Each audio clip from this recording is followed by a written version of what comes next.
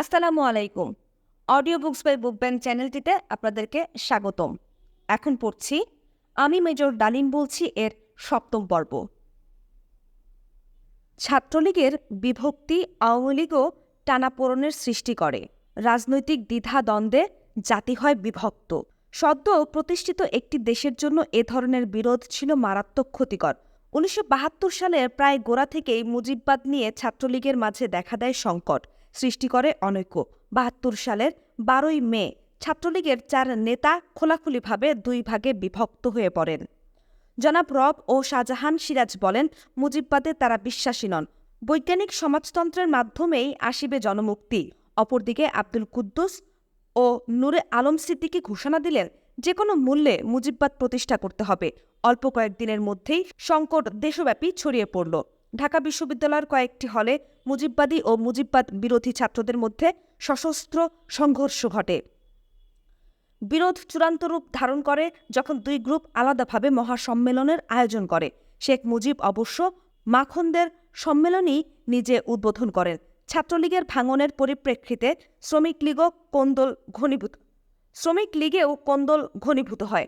ফলে শ্রমিক লীগও দ্বিধাবিভক্ত হয়ে যায়। মুজিববাদ বিরোধী ছাত্রলীগ এবং তাদের সমর্থক শ্রমিক লীগ তৎকালীন গণপরিষদ ভেঙে দিয়ে বিপ্লবী সরকার গঠনের আহ্বান জানায়। তখন থেকেই দেশের রাজনৈতিক অঙ্গন উত্তপ্ত হয়ে উঠতে থাকে। একদিকে মুজিববাদ, অপরদিকে বৈজ্ঞানিক সমাজতন্ত্র। আসম রব ১৯৭২ সালের ৩রা মার্চ এক ভাষণে বলেন, জীবনের সকল ক্ষেত্রে আমূল পরিবর্তনের জন্য জাতি যখন আরও একটি বিপ্লবের প্রস্তুতি নিচ্ছিল, ঠিক সেই মুহূর্তে বেশ কিছু সংখ্যক সরকারি আমলা, শিল্পপতি, আওয়ামী লীগ সহ কিছু রাজনৈতিক লোকজন জাতীয় বিপ্লবের নামে আমাদের এই প্রস্তুতির বিরুদ্ধে চক্রান্ত করে চলেছে এবং গণবিরোধী প্রভাব বিস্তারের চেষ্টা করে চলেছে। ৮ই মার্চ জাহাঙ্গীরনগর বিশ্ববিদ্যালয়ের বক্তৃতায় তিনি আরও বলেন, পতাকা বদল হলেই জনগণের মুক্তি আসে না, তার জন্য দরকার সমাজতান্ত্রিক কর্মসূচি। এর জবাবে ৭২ সালের ৫ই মে ছাত্রলীগ মুজিববাদী নেতা নূরে আলম সিদ্দিকী বলেন, মুজিববাদের প্রতি হুমকি বিপ্লবীদের সমাজতন্ত্রের প্রতি হুমকি স্বরূপ। ২৩শে মে ৭২ তৎকালীন আওয়ামী লীগ স্বেচ্ছাসেবক বাহিনী প্রধান এবং পার্টির সাংগঠনিক সম্পাদক জনাব আব্দুর রাজ্জাক দিন তারিখ দিয়ে ঘোষণা করেন, ৭ই জুন থেকে মুজিববাদ প্রতিষ্ঠার সংগ্রাম দেশব্যাপী আনুষ্ঠানিকভাবে শুরু হবে। ১৩ই জুন গৃহীত এক প্রস্তাবে মাখন সিদ্দিকী গ্রুপ দাবি করে, মুজিববাদের ৪ নীতির উপর ভিত্তি করে দেশের শাসনতন্ত্র প্রণয়ন করতে হবে। ৬ই জুলাই তোফায়েল আহমদ কুমিল্লার এক জনসভায় ঘোষণা করলেন, যারা বিদেশি মতবাদ প্রচার করছেন তারা দেশের জনগণের বন্ধু নয়, তারা জাতীয় শত্রু। মুজিববাদ প্রতিষ্ঠার মাধ্যমেই নিহিত রয়েছে সব সমস্যার সমাধান এবং মুজিববাদ দেশের সমৃদ্ধির এক নতুন অধ্যায়ের সূচনা করবে। একই জনসভায় জনাব আব্দুর রাজ্জাক বলেন, আমরা বিশ্বকে দেখিয়ে দেব কিভাবে গণতন্ত্র ও সমাজতন্ত্র একসঙ্গে চলতে পারে। ১৬ই জুলাই নেতা জিল্লুর রহমান বলেন, মুজিববাদ প্রতিষ্ঠার মাধ্যমে শোষণমুক্ত সমাজ গঠন করা সম্ভব। মুজিববাদ বাংলাদেশের জনগণের আশা আকাঙ্ক্ষার প্রতীক। এর বাস্তবায়নের মধ্যেই মানুষের সর্বাঙ্গীন মুক্তি নিহত। একই দিনে ঢাকায় মাখন সিদ্দিকী গ্রুপ ছাত্রলীগের এক সভায় গৃহীত প্রস্তাবে বলা হয়, মাওবাদী বিভ্রান্ত নেতৃত্ব, সিআইএ এর এজেন্ট দল ও ছাত্রলীগ নামধারী বহিষ্কৃত নেতৃত্ব, পলাতক আল বদর, আল শামস, রাজাকার, শান্তি কমিটির মেম্বার, মুসলিম লিগার্স, জামায়াত নিজাম, জামায়াত ওলামা, পিডিপি সহ প্রতিক্রিয়াশীল সংগঠনগুলো ঐক্যবদ্ধ মুজিববাদ প্রতিষ্ঠার সংগ্রামকে বানচাল করতে চায়। ২৪শে জুলাই ১৯৭২ ছাত্রলীগের প্রতিদ্বন্দ্বী উভয় গ্রুপের মধ্যে বায়তুল মোকাররমে গোলাগুলি হলো। ২১শে জুলাই ছাত্রলীগ মুজিববাদী অংশের সোহরাওয়ার্দী উদ্যানের সম্মেলনে শেখ মুজিবের উপস্থিতিতেই মুজিববাদ প্রতিষ্ঠার শপথ গ্রহণ করা হয়। একই দিনে বৈজ্ঞানিক সমাজতন্ত্রে বিশ্বাসী ছাত্রলীগ রব গ্রুপের সম্মেলন অনুষ্ঠিত হয় পল্টন ময়দানে। সেই সম্মেলনে জনাব আসম রব ঘোষণা করেন, কার্ল মার্কসের পর সমাজতন্ত্রের কোনো নতুন সংজ্ঞা কেউ দিতে পারবে না। সমাজতন্ত্র সম্পর্কে তার রূপরেখাই চূড়ান্ত এবং আমাদের এই বাংলাদেশে সেই সমাজতন্ত্রই কায়েম করা হবে। জনাব রব দৃঢ়ভাবে বলেন, মুজিববাদের ককটেল কোনো সমাজতান্ত্রিক রূপরেখা নয়। ২৪শে জুলাই ৭২ মুজিববাদী ছাত্রলীগের একটি মিছিল অস্ত্রশস্ত্রে সুসজ্জিত হয়ে পল্টন ময়দানে রব গ্রুপ ছাত্রলীগের একটি সভার ওপর চড়াও হয়। তাদের হামলায় জনাব রব সহ শতাধিক ছাত্র আহত হন। পরে আহতদের একজন ছাত্র হাসপাতালে মারা যান। 1972 সালে বাংলাদেশ সরকারকে সোভিয়েত ইউনিয়ন সরকার পড়াশোনার জন্য 100টি বৃত্তি দেয়। মেধা অনুসারে 100 জন ছাত্র নির্বাচিত হয় শিক্ষা মন্ত্রণালয়ের মাধ্যমে। 18 জুলাই নির্বাচিত তালিকা থেকে হঠাৎ করে অন্যায়ভাবে প্রধানমন্ত্রীর নির্দেশে 41 জনকে বাদ দিয়ে নতুন করে তাদের জায়গায় অন্য 41 জনকে নির্বাচিত করা হয়। মুজিববাদে বিশ্বাসী ছিল না বলেই প্রথম নির্বাচিত 41 জনকে বাদ দেয়া হয়। ইতিমধ্যে সরকারের উচ্চ পর্যায়েও মুজিববাদকে কেন্দ্র করে মতবিরোধ সৃষ্টি হয়। নেতাদের বিবৃতি, বক্তব্য এই বিরোধ ক্রমশ স্পষ্ট হয়ে ওঠে। 1972 সালের 18 জুলাই তৎকালীন রাষ্ট্রপতি বিচারপতি আবু সাইদ চৌধুরী চট্টগ্রামে ঘোষণা করলেন, গণতন্ত্রের নীতি ও আদর্শে দেশ পরিচালিত হবে। তার একদিন আগে ঠাকুরগাঁয়ে এক জনসভায় লীগ নেতা জহুর আহমদ চৌধুরী বলেন, মুজিববাদের 4 নীতি দ্বারাই দেশ চালিত হবে। তার কয়েকদিন পর 31 জুলাই আওয়ামী লীগের সাংগঠনিক কমিটিতে সকল ষড়যন্ত্র নস্যাৎ করে মুজিববাদ কায়েমের শপথ আনুষ্ঠানিকভাবে গ্রহণ করা হয়। 12 আগস্ট অর্থমন্ত্রী ও প্রবাসী সরকারের প্রধানমন্ত্রী জনাব তাজউদ্দিন আহমদ ভাওয়ালের এক জনসভায় বলেন, সমাজতন্ত্রের প্রতি বাধা আসলে গণতন্ত্র ত্যাগ করব। 20 আগস্ট আওয়ামী লীগের নেতা আব্দুর রাজ্জাক বলেন, বৈজ্ঞানিক সমাজতন্ত্র ধার করা আদর্শ এবং মাওবাদী চক্রান্ত। রাষ্ট্রের প্রেসিডেন্ট বলেন, গণতন্ত্র কায়েম হবে। মন্ত্রী বললেন, সমাজতন্ত্রের জন্য প্রয়োজনে গণতন্ত্র ত্যাগ করব। শীর্ষ নেতা বঙ্গবন্ধু শেখ মুজিবুর রহমান বলেন, দুটাকে মিলিয়ে মুজিববাদ কায়েম করা হবে। এভাবেই দেশে সৃষ্টি করা হলো আদর্শগত বিভ্রান্তিকর এক চরম অবস্থা। আর এই বিভ্রান্তির ফলে শুধুমাত্র ক্ষমতাসীন দল আওয়ামী লীগ নয়, সমস্ত জাতি হলো দ্বিধাবিভক্ত। জনগণ পরিণত হয় শত্রুতে।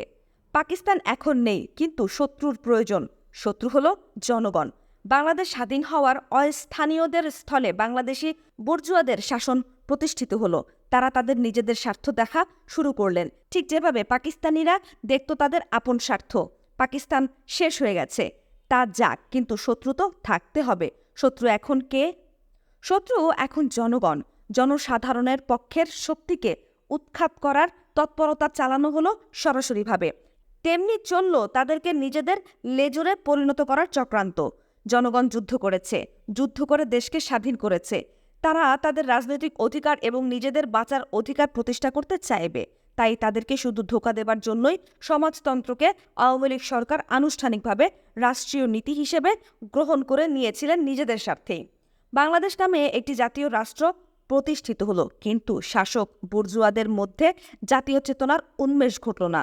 তাদের চরিত্রে রয়ে গেল মুৎসুদ্দি ধামা ধরার প্রবণতা। আমেরিকা আমাদের স্বাধীনতা যুদ্ধের বিরোধিতা করেছিল।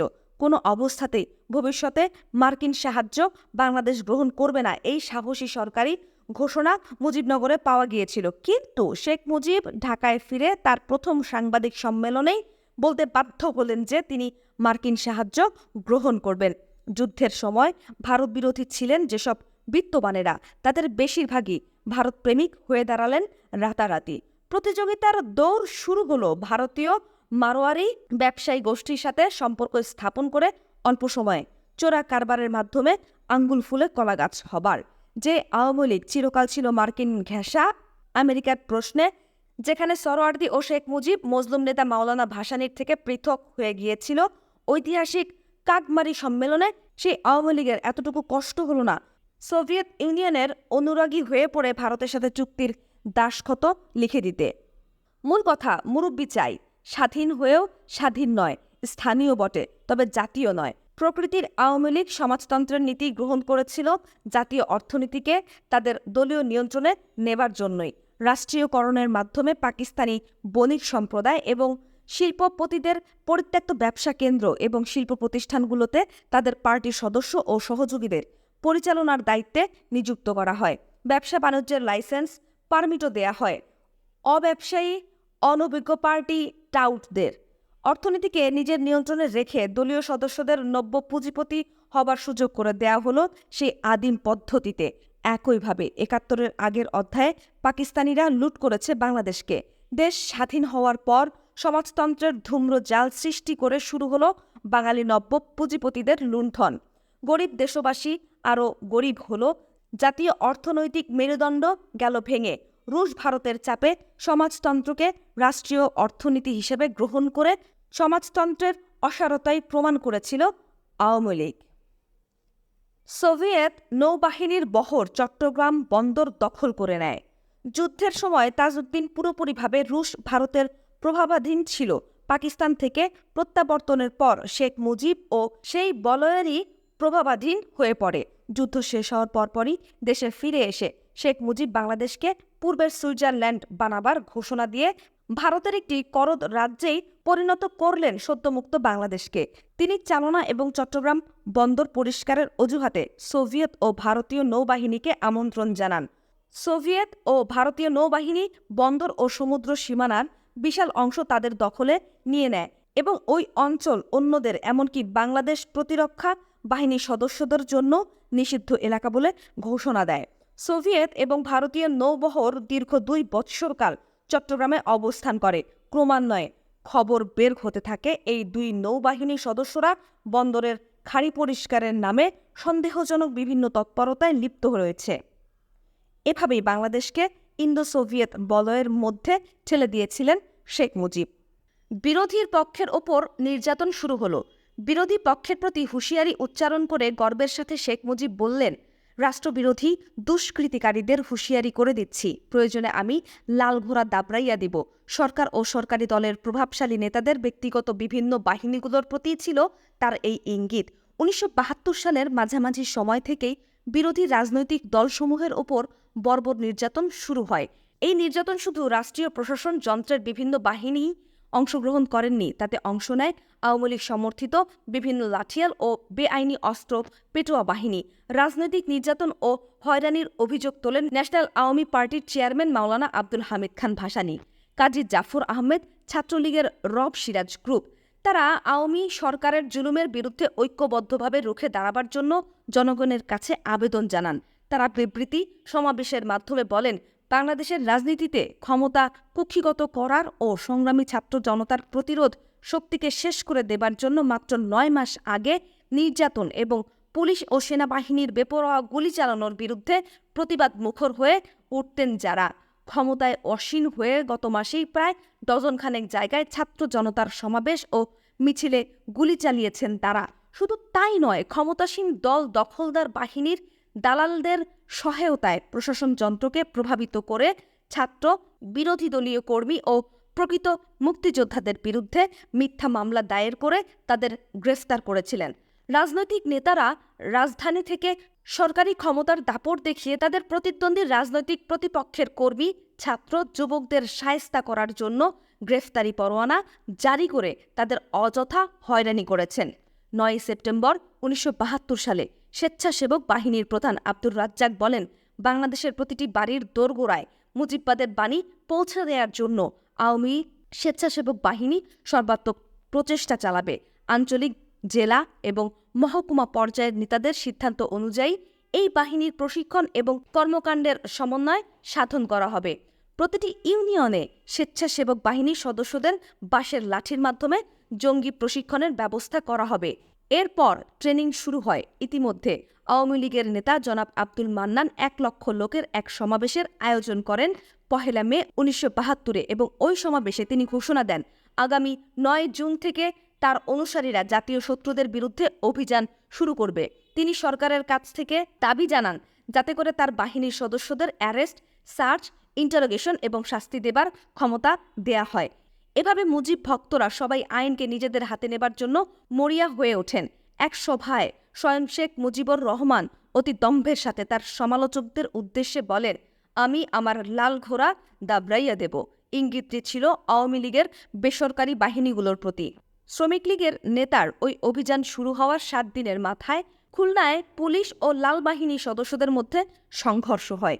দেশের অন্যান্য অঞ্চলে ওই ধরনের সংঘর্ষের খবর পাওয়া যায়। সার্বিক আইন শৃঙ্খলা পরিস্থিতির আরও অবনতি ঘটে। ওই সমস্ত ক্ষমতাসীন দলের নেতাদের বাহিনীর হাতে নাজেহাল হতে থাকে সাধারণ নিরীহ মানুষ। অবস্থার এতই অবনতি ঘটে যে আওয়ামী লীগের বি টিম হিসেবে পরিচিত মোজাফফর ন্যাপো ওই ধরনের ঔদ্ধত্য বন্ধ করার জন্য সংবাদপত্রে বিবৃতি প্রদান করতে বাধ্য হয়। জনাব মোজাফফর আহমেদ এক বিবৃতিতে বলেন, স্বেচ্ছাসেবক এবং একটি রাজনৈতিক দলের অন্যান্য বাহিনীর সদস্যরা অন্যায়ভাবে নির্যাতন চালিয়ে যাচ্ছে। সংগঠনের দায়রার বাইরে গিয়ে ক্ষমতাসীন দলের ছাত্র এবং শ্রমিক সংগঠনগুলো ওই ধরনের বর্বরতা করে চলেছে অবিরাম। তারা ইচ্ছা অনুযায়ী কারফিউ জারি করে, স্থানীয় প্রশাসনকে অবজ্ঞা করে, লোকজনকে ধরে তথাকথিত আদালতে তাদের বিচারের নামে অমানুষিক জুলুম করছে। প্রশাসন এবং পুলিশ রহস্যজনকভাবে ওই ধরনের কার্যকলাপের ব্যাপারে নীরব দর্শকের ভূমিকা গ্রহণ করে নিশ্চুপ হয়ে রয়েছে। তিনি জনগণের প্রতি আবেদন জানান যাতে করে ঐক্যবদ্ধভাবে তারা ওই সমস্ত অন্যায় ও অসহনীয় নির্যাতনের বিরুদ্ধে প্রতিবাদ গড়ে তোলেন। মেজর জলিল বীর উত্তম বন্দী হলেন। মেজর জলিল ছিলেন একজন সাহসী মুক্তিযোদ্ধা। ভারতীয় বাহিনীর লুটপাটে তিনি বাধা দিয়েছিলেন।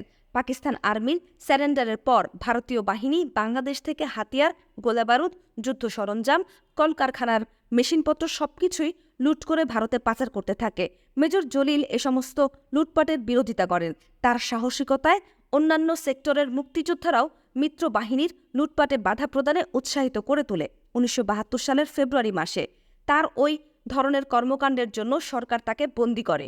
ষড়যন্ত্রের জাল ফেলে তাকে গ্রেফতার করা হয়েছিল।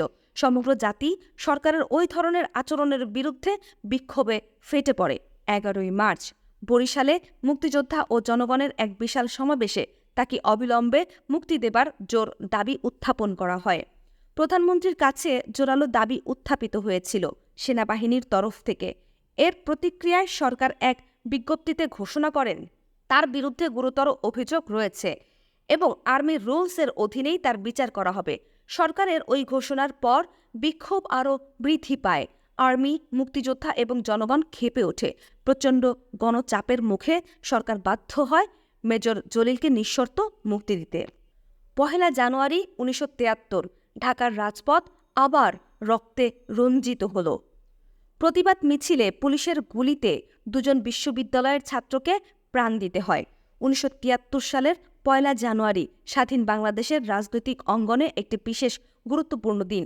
ওই দিন ভিয়েতনামে মার্কিন হামলার বিরুদ্ধে মস্কোপন্থী বাংলাদেশ ছাত্র ইউনিয়ন ভিয়েতনাম দিবস পালনের ডাক দেয়।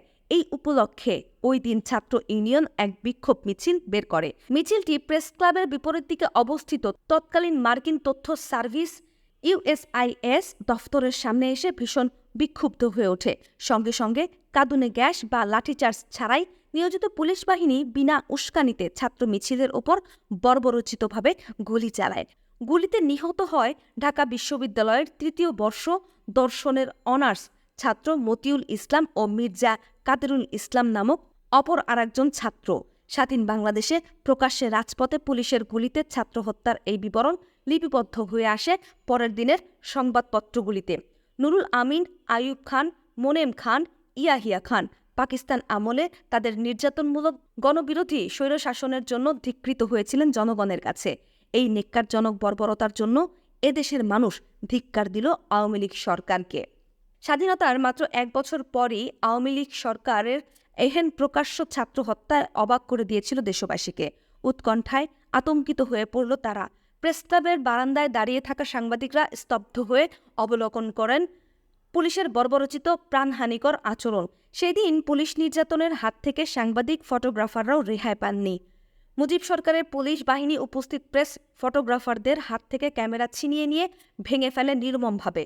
সরকারের তদানীন্তন স্বরাষ্ট্রমন্ত্রী টাঙ্গাইলের আব্দুল মান্নান এই পুলিশি সন্ত্রাসের ব্যাপারে কোনো বিবৃতি দেবারই প্রয়োজন বোধ করেননি সেদিন। গুলি চালানোর খবর মুহূর্তেই ছড়িয়ে পড়ে পুরো শহরে। ব্যবসা বাণিজ্য, দোকানপাট, যানবাহন সবকিছুই বন্ধ হয়ে যায় সারা শহরে।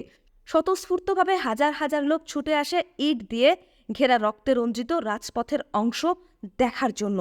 শহরের অলিতে গলিতে মানুষ পুলিশের পাশবিক নির্যাতনের বিরুদ্ধে প্রতিবাদী মৌন মিছিল নিয়ে বেরিয়ে পড়ে।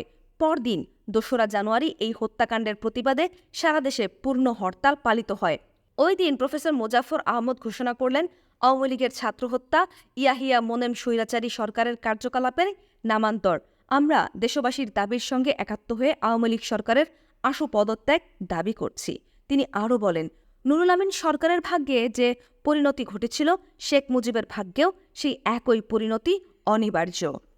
শেখ মুজিবকে দেয়া বঙ্গবন্ধু খেতাব উঠিয়ে নেওয়া হয় এবং একই সাথে তার ডাকসুর আজীবন সদস্যপদও বাতিল করা হয়। 3 জানুয়ারি পল্টন ময়দানে বাংলাদেশ ছাত্র ইউনিয়ন আয়োজিত এক সভায় ইউনিয়নের নেতা মুজাহিদুল ইসলাম সেলিম ঘোষণা করেন, দরকার হলে আরও রক্ত দেব, তবুও সাম্রাজ্যবাদের লেজুর সরকারকে উৎখাত করে সমাজতন্ত্র কায়েম করবই। ওই সভায় ঢাকা বিশ্ববিদ্যালয়ের কেন্দ্রীয় ছাত্র সংসদের ডাকসু সহসভাপতি সেলিম ডাকসুর আজীবন সদস্যপদ থেকে শেখ মুজিবুর রহমানকে বহিষ্কারের কথা ঘোষণা করেন এবং সদস্যপদ বই থেকে সংশ্লিষ্ট পাতাটি জনসভায় ছিঁড়ে কুটি কুটি করে ফেলেন। রাজনীতির পরিহাস ১৯৭২ সালের ৬ই মে এই ছাত্রনেতাই শেখ মুজিবুর রহমানকে ডাকসুর আজীবন সদস্যপদ দেবার গৌরব অর্জন করেছিলেন। জনাব সেলিম ডাকসুর পক্ষ থেকে প্রধানমন্ত্রী শেখ মুজিবুর রহমানকে প্রদত্ত বঙ্গবন্ধু উপাধিও প্রত্যাহার করে সাবধান বাণী উচ্চারণ করেন। সংবাদপত্র, টিভি ও বেতারে শেখ মুজিবের বঙ্গবন্ধু উপাধি ব্যবহার করা চলবে না। তিনি বাড়িতে, অফিসে, আদালতে ও দোকানে টানানো শেখ মুজিবুর রহমানের ছবি নামিয়ে ফেলার আহ্বান জানান। ১৯৭৩ সালের নির্বাচন ৭ই মার্চ ১৯৭৩ প্রতিদ্বন্দ্বিতাহীন এক পাতানো নির্বাচন অনুষ্ঠিত হয়। নির্বাচন সম্পর্কে দৈনিক সংবাদ ও দৈনিক জনকণ্ঠের প্রতিবেদনে সন্ত্রাস, গুন্ডামি, নির্যাতন, ব্যালট বাক্স ছিনতাই, পোলিং এজেন্ট প্রহৃত, খুন প্রভৃতির খবর ছাপা হয়। ৮ মার্চের দৈনিক সংবাদের প্রথম পৃষ্ঠায় প্রকাশিত কয়েকটি খবরের শিরোনাম ছিল: সিলেট ১, কেন্দ্রে ব্যালট বাক্স ছিনতাই, পটুয়াখালীতে ব্যালট পেপার ছিনতাই, চট্টগ্রামের ৩১টি ব্যালট পেপার সহ ২ ব্যক্তি গ্রেফতার, ধামরাইতে রক্ষী বাহিনী সন্ত্রাস। ঢাকা শহরসহ বিভিন্ন ভোট কেন্দ্রে বিচিত্র ঘটনা ঘটেছে। নির্বাচন দারুণ অবাধ হয়েছে। একজন একাধিকবার অবাধে ভোট দিতে পেরেছে। জাসদের ২ জন কর্মী হাইজ্যাক। ঢাকার একটি কেন্দ্রে সন্ত্রাস ও গুলি। পটিয়ায় ভোট সন্ত্রাসী মাস্তানরাই দিয়েছে।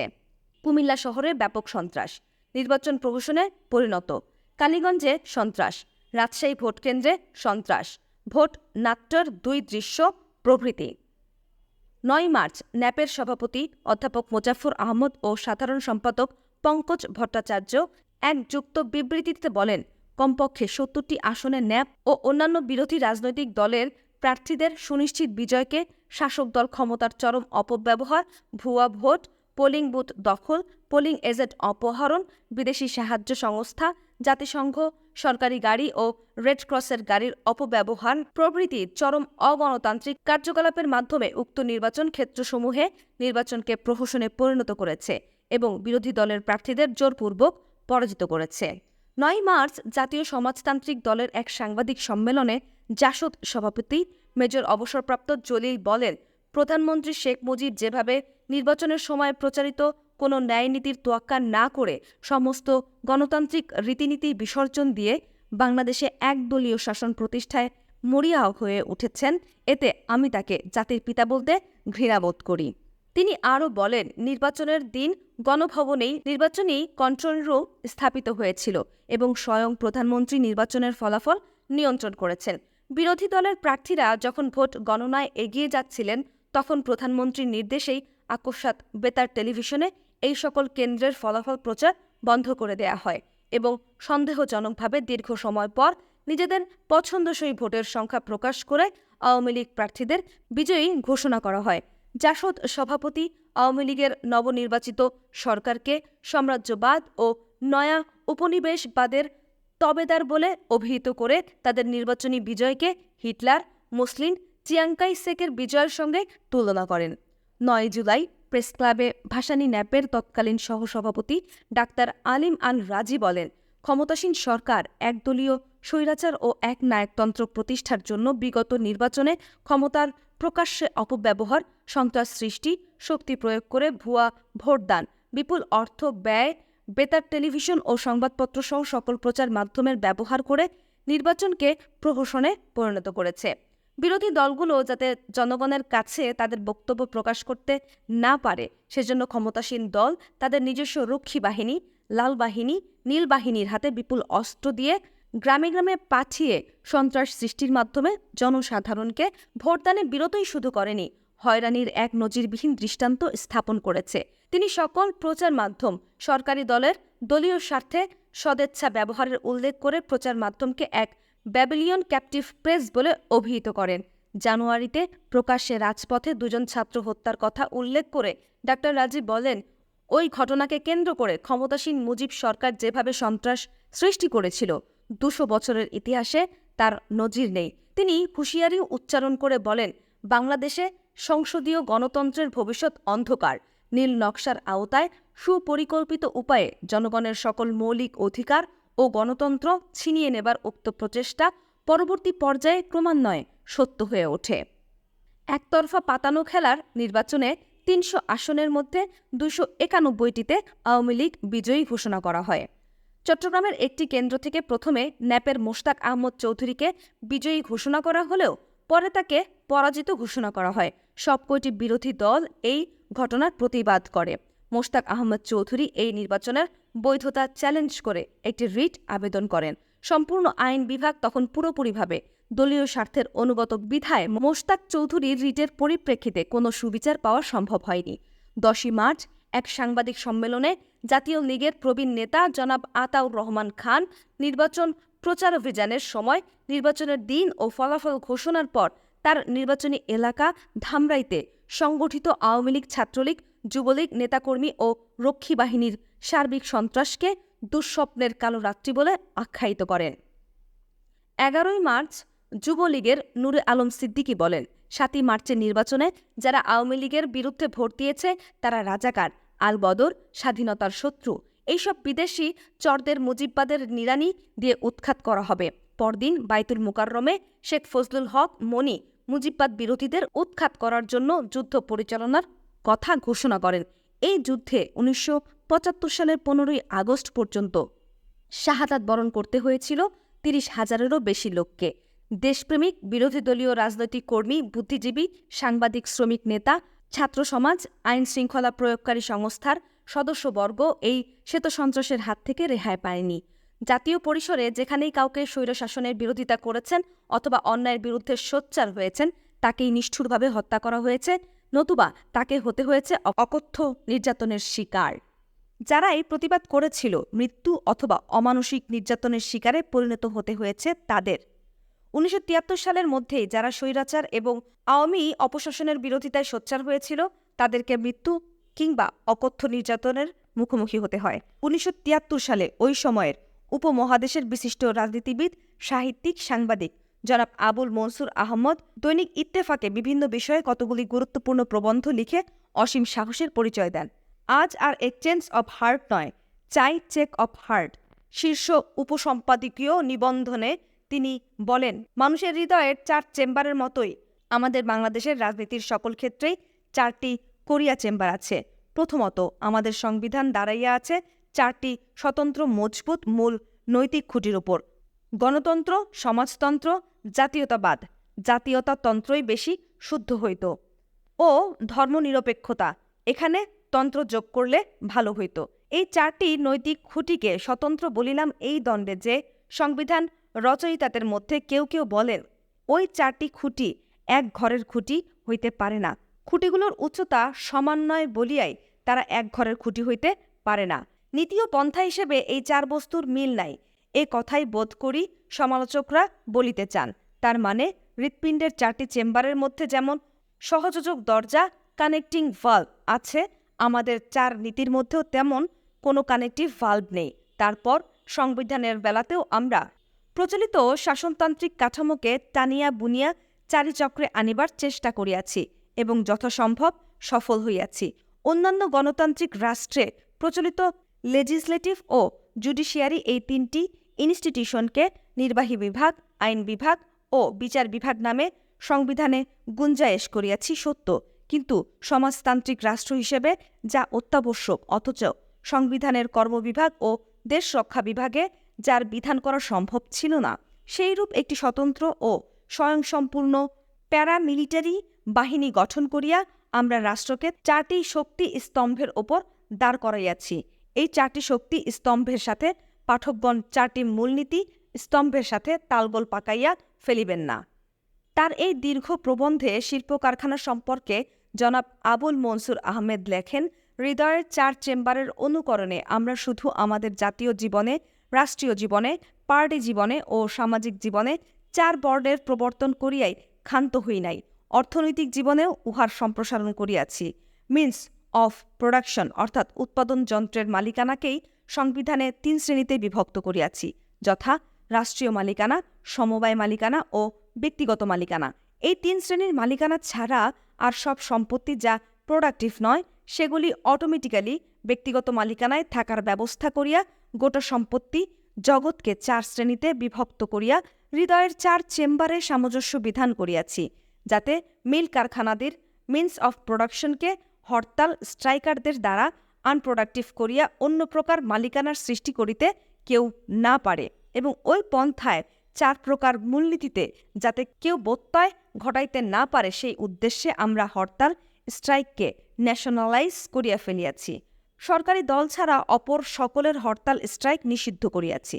প্রশাসনের সঙ্গে জনগণের সম্পর্ক প্রশ্ন একই প্রবন্ধে জনাব আবুল মনসুর আহমেদ বলেন, হৃদয়ের ৪ চেম্বারের প্রতি আমাদের এই সামগ্রিক ও সার্বজনীন আকর্ষণীয় দেখিয়া বিদেশি বন্ধুরা বিস্মিত হইতে পারেন, কিন্তু তাদের সেই বিস্ময় সেই মুহূর্তেই কাটিয়া যাইবে যখন তারা জানতে পারিবে যে জাতীয় ও রাষ্ট্রীয় নেতার নেতৃত্বে কেবলমাত্র আমাদের হৃদয়ের উপর নির্ভরশীল। আমাদের নেতাপ্রেমিক নেতা দেশবাসীকে ভালোবাসেন, দেশবাসী তাকে ভালোবাসেন। এই দেশে নেতা আর জনতার মধ্যে ভালোবাসাবাসী ছাড়া আর কোনো বৈষয়িক স্বার্থের সম্পর্ক নাই, পুরোটাই হৃদয়ের ব্যাপার। তাই হৃদয়ের ৪ চেম্বারের সাথে মিল রাখিয়াই আমাদের সামগ্রিক জীবনকে ৪ ভাগে বিভক্ত করিয়াছি। হৃদয়ের অনুকরণেই আমাদের রাষ্ট্রীয় আর্থিক জীবনকে উপরের তলা নিচের তলা এই ২ তলা বিশিষ্ট করিয়াছি। হৃদয়ের অনুকরণেই আমরা উভয় তলাতেই অর্থাৎ অবিকল ভেন্ট্রিক্স উভয়টাতেই লেফট রাইট রাখিয়াছি। সাধারণত নেতার ভালোবাসাবাসীর ব্যাপারেই হৃদয়ের ৪ চেম্বারের প্রতি আমাদের আসক্ত করিয়াছে ঠিকই, কিন্তু ৪-এর প্রতি আকৃষ্ট হইবার আমাদের আরও কারণ আছে। আমাদের রাষ্ট্র সেকিউলার হইলেও আমরা নিজেরা আজও ধর্মবিরোধী হই নাই, ধর্মনিরপেক্ষ হইয়াছি মাত্র। আমাদের মধ্যে বিপুল মেজরিটি লোকই মুসলমান। আমরা মুসলমানেরা এখনও ধর্ম ছাড়ি নাই, এই ৪-এর মায়াও ছাড়িতে পারি নাই। আমাদের ৪ কিতাব, ৪ কালেমা, ৪ ফেরেশতা, ৪ মাজাহাব, ৪ খলিফা, ৪ ইমাম, এ অবস্থায় রাষ্ট্রের ৪ মূলনীতি, সমাজের ৪ মালিকানা নীতি, পলিটিক্সে ৪ পার্টি নীতি, এসবে আমাদের আকর্ষণ সহজাত। শুধু মুসলমানেরা হইবে কেন, আমাদের দেশের হিন্দুদেরও ধর্মেও ৪-এর প্রাধান্য রহিয়াছে। তাদের ৪ বেদ, ৪ বর্ণ, ৪ যুগ, এমনই ৪ যোগও আছে। এইভাবে আমরা ৪-এর গোলকধাঁধায় ঢুকিয়াছি। সরকারি দফতরে ৪ তাসের কর্মচারী বহাল হওয়ায় বাজারে আমরা ৪ কায়দায় ব্যবসা চালু করিয়াছি। কালোবাজারি, মুনাফাখরি, মজুতদারি ও চোরাচালানি আমরা ছাড়তে পারি না এই ৪-এর মায়াতেই। হার্টের ৪ চেম্বারের সবচেয়ে বড় ত্রুটি দেখা দিয়েছে জাতির পিতা ও তার সন্তানদের সম্পর্কের মধ্যে। জাতির পিতা তার সন্তানদের ভালোবাসেন, সন্তানরাও পিতাকে ভালোবাসে। সবাই পিতাকে অন্তর দিয়ে ভালোবাসে বলিয়াই তাদের মধ্যে প্রতিযোগিতা, প্রতিদ্বন্দ্বিতা ও পরিণামে খুন খারাপি। জাতির পিতা খুন খারাপি বন্ধ করিতে সন্তানদের প্রথমে অনুরোধ, পরে নির্দেশ, অবশেষে ধমক দিয়েছেন, কিন্তু সন্তানেরা পিতার কথা শুনিতেছে না। পিতা ও কঠোর হইয়া সন্তানদের শাস্তি দিতে পারিতেছে না। এটা ঘটিতেছে হৃদয়ের জন্যই, বিশেষত হৃদয়ের ৪টি চেম্বারেরই দোষ। জাতির পিতা সকলের কল্যাণের জন্য যতই চেঞ্জ অফ হার্টের কথা বলিতেছেন, সন্তানরা ততই স্টেন গানের সাহায্যে এক্সচেঞ্জ অফ হার্ট করিতেছে। এটা অধিক দিন চলিতে দিলে সকলেরই হৃদয়যন্ত্রের ক্রিয়া বন্ধ হইয়া যাইবে। এই প্রবন্ধ প্রকাশিত হইবার পর জনাব মনসুরের উদ্দেশ্যে আওয়ামী লীগের বিভিন্ন মহল থেকে নানা রকমের কটূক্তি শুরু হয়। ৭১-এর চেতনার সাথে বিশ্বাসঘাতকতা, আওয়ামী কুশাসন এবং প্রতিরোধ। সংসদে সংবিধান গৃহীত হয়। ১০ই এপ্রিল ১৯৭২ সালে প্রথম জাতীয় সংসদ অধিবেশন অনুষ্ঠিত হয়। পরিতাপের বিষয়, ওই সংসদের সব সংসদ সদস্যরাই ছিলেন পাকিস্তানের সংবিধান এবং জেনারেল ইয়াহিয়া খানের LFO এর আওতায় নির্বাচিত।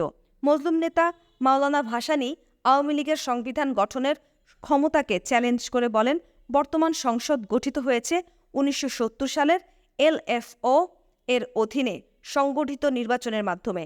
জেনারেল ইয়াহিয়া খানের LFO মোতাবেক নির্বাচিত জাতীয় সংসদের দায়িত্ব ছিল পাকিস্তানের সংবিধান প্রণয়ন করা।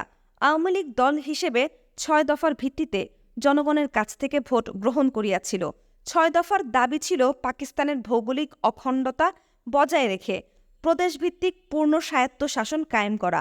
অতএব স্বাধীন রাষ্ট্র বাংলাদেশের শাসনতন্ত্র প্রণয়নের কোনো বৈধ অধিকার তাদের নেই। তিনি সর্বদলীয় জাতীয় কনভেনশন গঠন করে শাসনতন্ত্র প্রণয়নের দাবি জানান। তিনি বলেন, জাতীয় কনভেনশনে শুধুমাত্র রাজনৈতিক দলগুলোর প্রতিনিধি থাকবে না, তাতে বিভিন্ন সংগঠন যাদের সদস্যরা জাতীয় স্বাধীনতা সংগ্রামে অংশগ্রহণ করেছেন তাদের প্রতিনিধিদেরও অন্তর্ভুক্ত করতে হবে।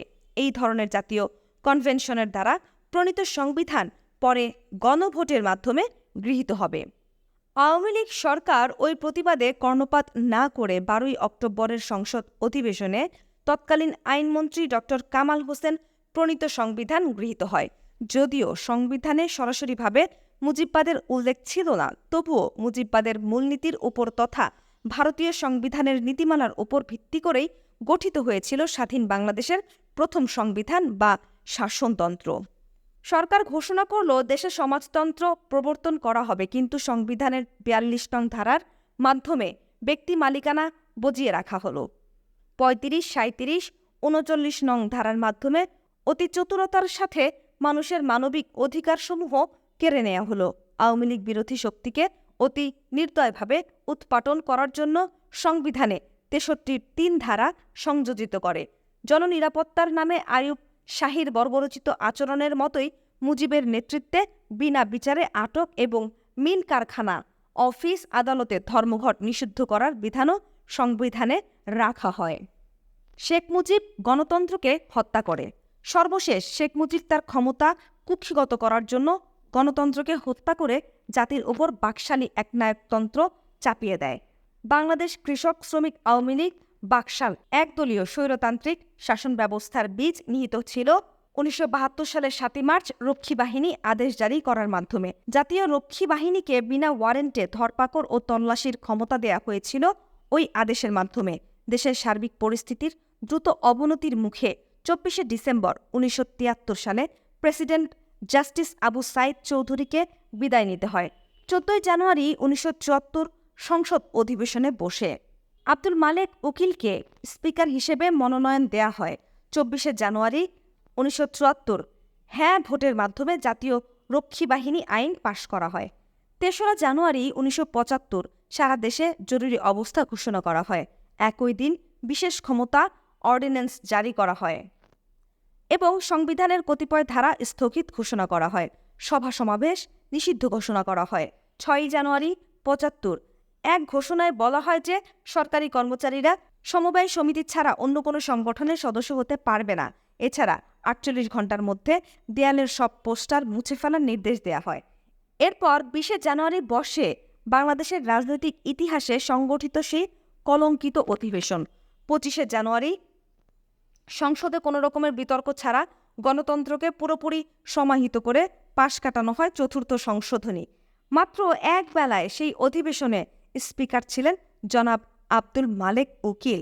4র্থ সংশোধনীতে বলা হয় যে রাষ্ট্রপতি প্রধানমন্ত্রী থেকে শুরু করে সব মন্ত্রী নিয়োগ করতে পারবেন।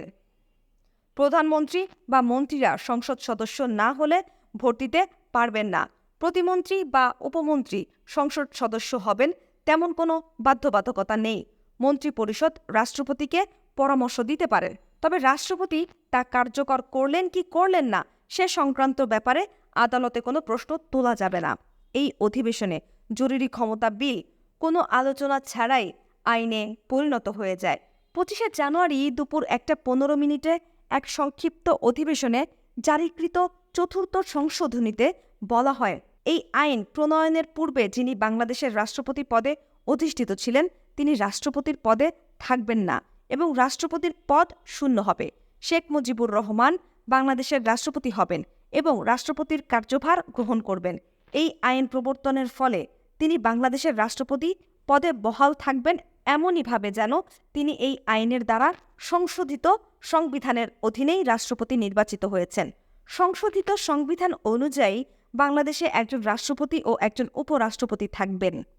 রাষ্ট্রপতি প্রত্যক্ষ নির্বাচনের মাধ্যমে নির্বাচিত হবেন। কার্যকালের মেয়াদ 5 বছর। প্রজাতন্ত্রের নির্বাহী ক্ষমতা রাষ্ট্রপতির হাতে থাকবে। তিনি প্রত্যক্ষভাবে অথবা তার অধীনস্থ কর্মচারীর মাধ্যমে যে ক্ষমতা নির্ধারণ করবেন, উপরাষ্ট্রপতি শুধুমাত্র সেই ক্ষমতাই প্রয়োগ করতে পারবেন। রাষ্ট্রপতিকে তার দায়িত্ব পালনের সাহায্য ও পরামর্শ দানের জন্য একটি মন্ত্রী পরিষদ থাকবে। রাষ্ট্রপতি তার বিবেচনায় সংসদ সদস্যদের মধ্য থেকে কিংবা সংসদ সদস্য হওয়ার যোগ্য এরূপ ব্যক্তিদের মধ্য হতে একজন প্রধানমন্ত্রী ও আবশ্যক মনে করলে অন্যান্য মন্ত্রী, প্রতিমন্ত্রী ও উপমন্ত্রী নিয়োগ করতে পারবেন। প্রত্যেক মন্ত্রী সংসদে বক্তৃতা করতে এবং কার্যাবলীতে অংশ নিতে পারবেন, তবে তিনি যদি সংসদ সদস্য না হন তাহলে ভোট দান করতে পারবেন না। রাষ্ট্রপতি মন্ত্রী পরিষদের সভায় সভাপতিত্ব করবেন অথবা তার নির্দেশে উপরাষ্ট্রপতি বা প্রধানমন্ত্রী ওই সভায় সভাপতিত্ব করতে পারবেন। মন্ত্রীগণ রাষ্ট্রপতির ইচ্ছা অনুযায়ী নির্ধারিত সময়সীমা পর্যন্ত স্বীয় পদে বহাল থাকবেন। সংশোধিত সংবিধানে রাষ্ট্রপতিকে দেশে শুধু একটি মাত্র রাজনৈতিক দল গঠন করার ক্ষমতা দেওয়া হয়েছে, যা জাতীয় দল নামে অভিহিত হবে। সংশোধনীতে কার্যভারকালে তার বিরুদ্ধে কোনো আদালতে কোনো ফৌজদারি কার্যধারা দায়ের করা বা চালু রাখা যাবে না এবং তার গ্রেফতার বা কারাবাসের জন্য কোনো আদালত হতে পরোয়ানা জারি করা যাবে না। জাতীয় দলের ঘোষণায় বলা হয়, কোনো ব্যক্তি জাতীয় দল ছাড়া অন্য কোনো রাজনৈতিক দল গঠন কিংবা ভিন্ন ধারার কোনো রাজনৈতিক কার্যকলাপে অংশগ্রহণ করতে পারবেন না। ওই সংশোধনীর পক্ষে 294 জন সাংসদ ভোট দেন, কেউ বিরোধিতা করেননি। সংসদের 2 ঘণ্টা 5 মিনিট স্থায়ী ওই অধিবেশনে স্পিকার ছিলেন আব্দুল মালেক উকিল। বিলের বিরোধিতা করে 3 জন বিরোধী ও 1 জন স্বতন্ত্র সদস্য ওয়াকআউট করলেন। এরা হলেন জাসদের আবদুল্লাহ সরকার, আব্দুস সাত্তার মঈনুদ্দিন আহমেদ ও স্বতন্ত্র সাংসদ মানবেন্দ্র নারায়ণ লারমা। আতাউর রহমান খান আগেই সংসদ অধিবেশন থেকে বেরিয়ে আসেন।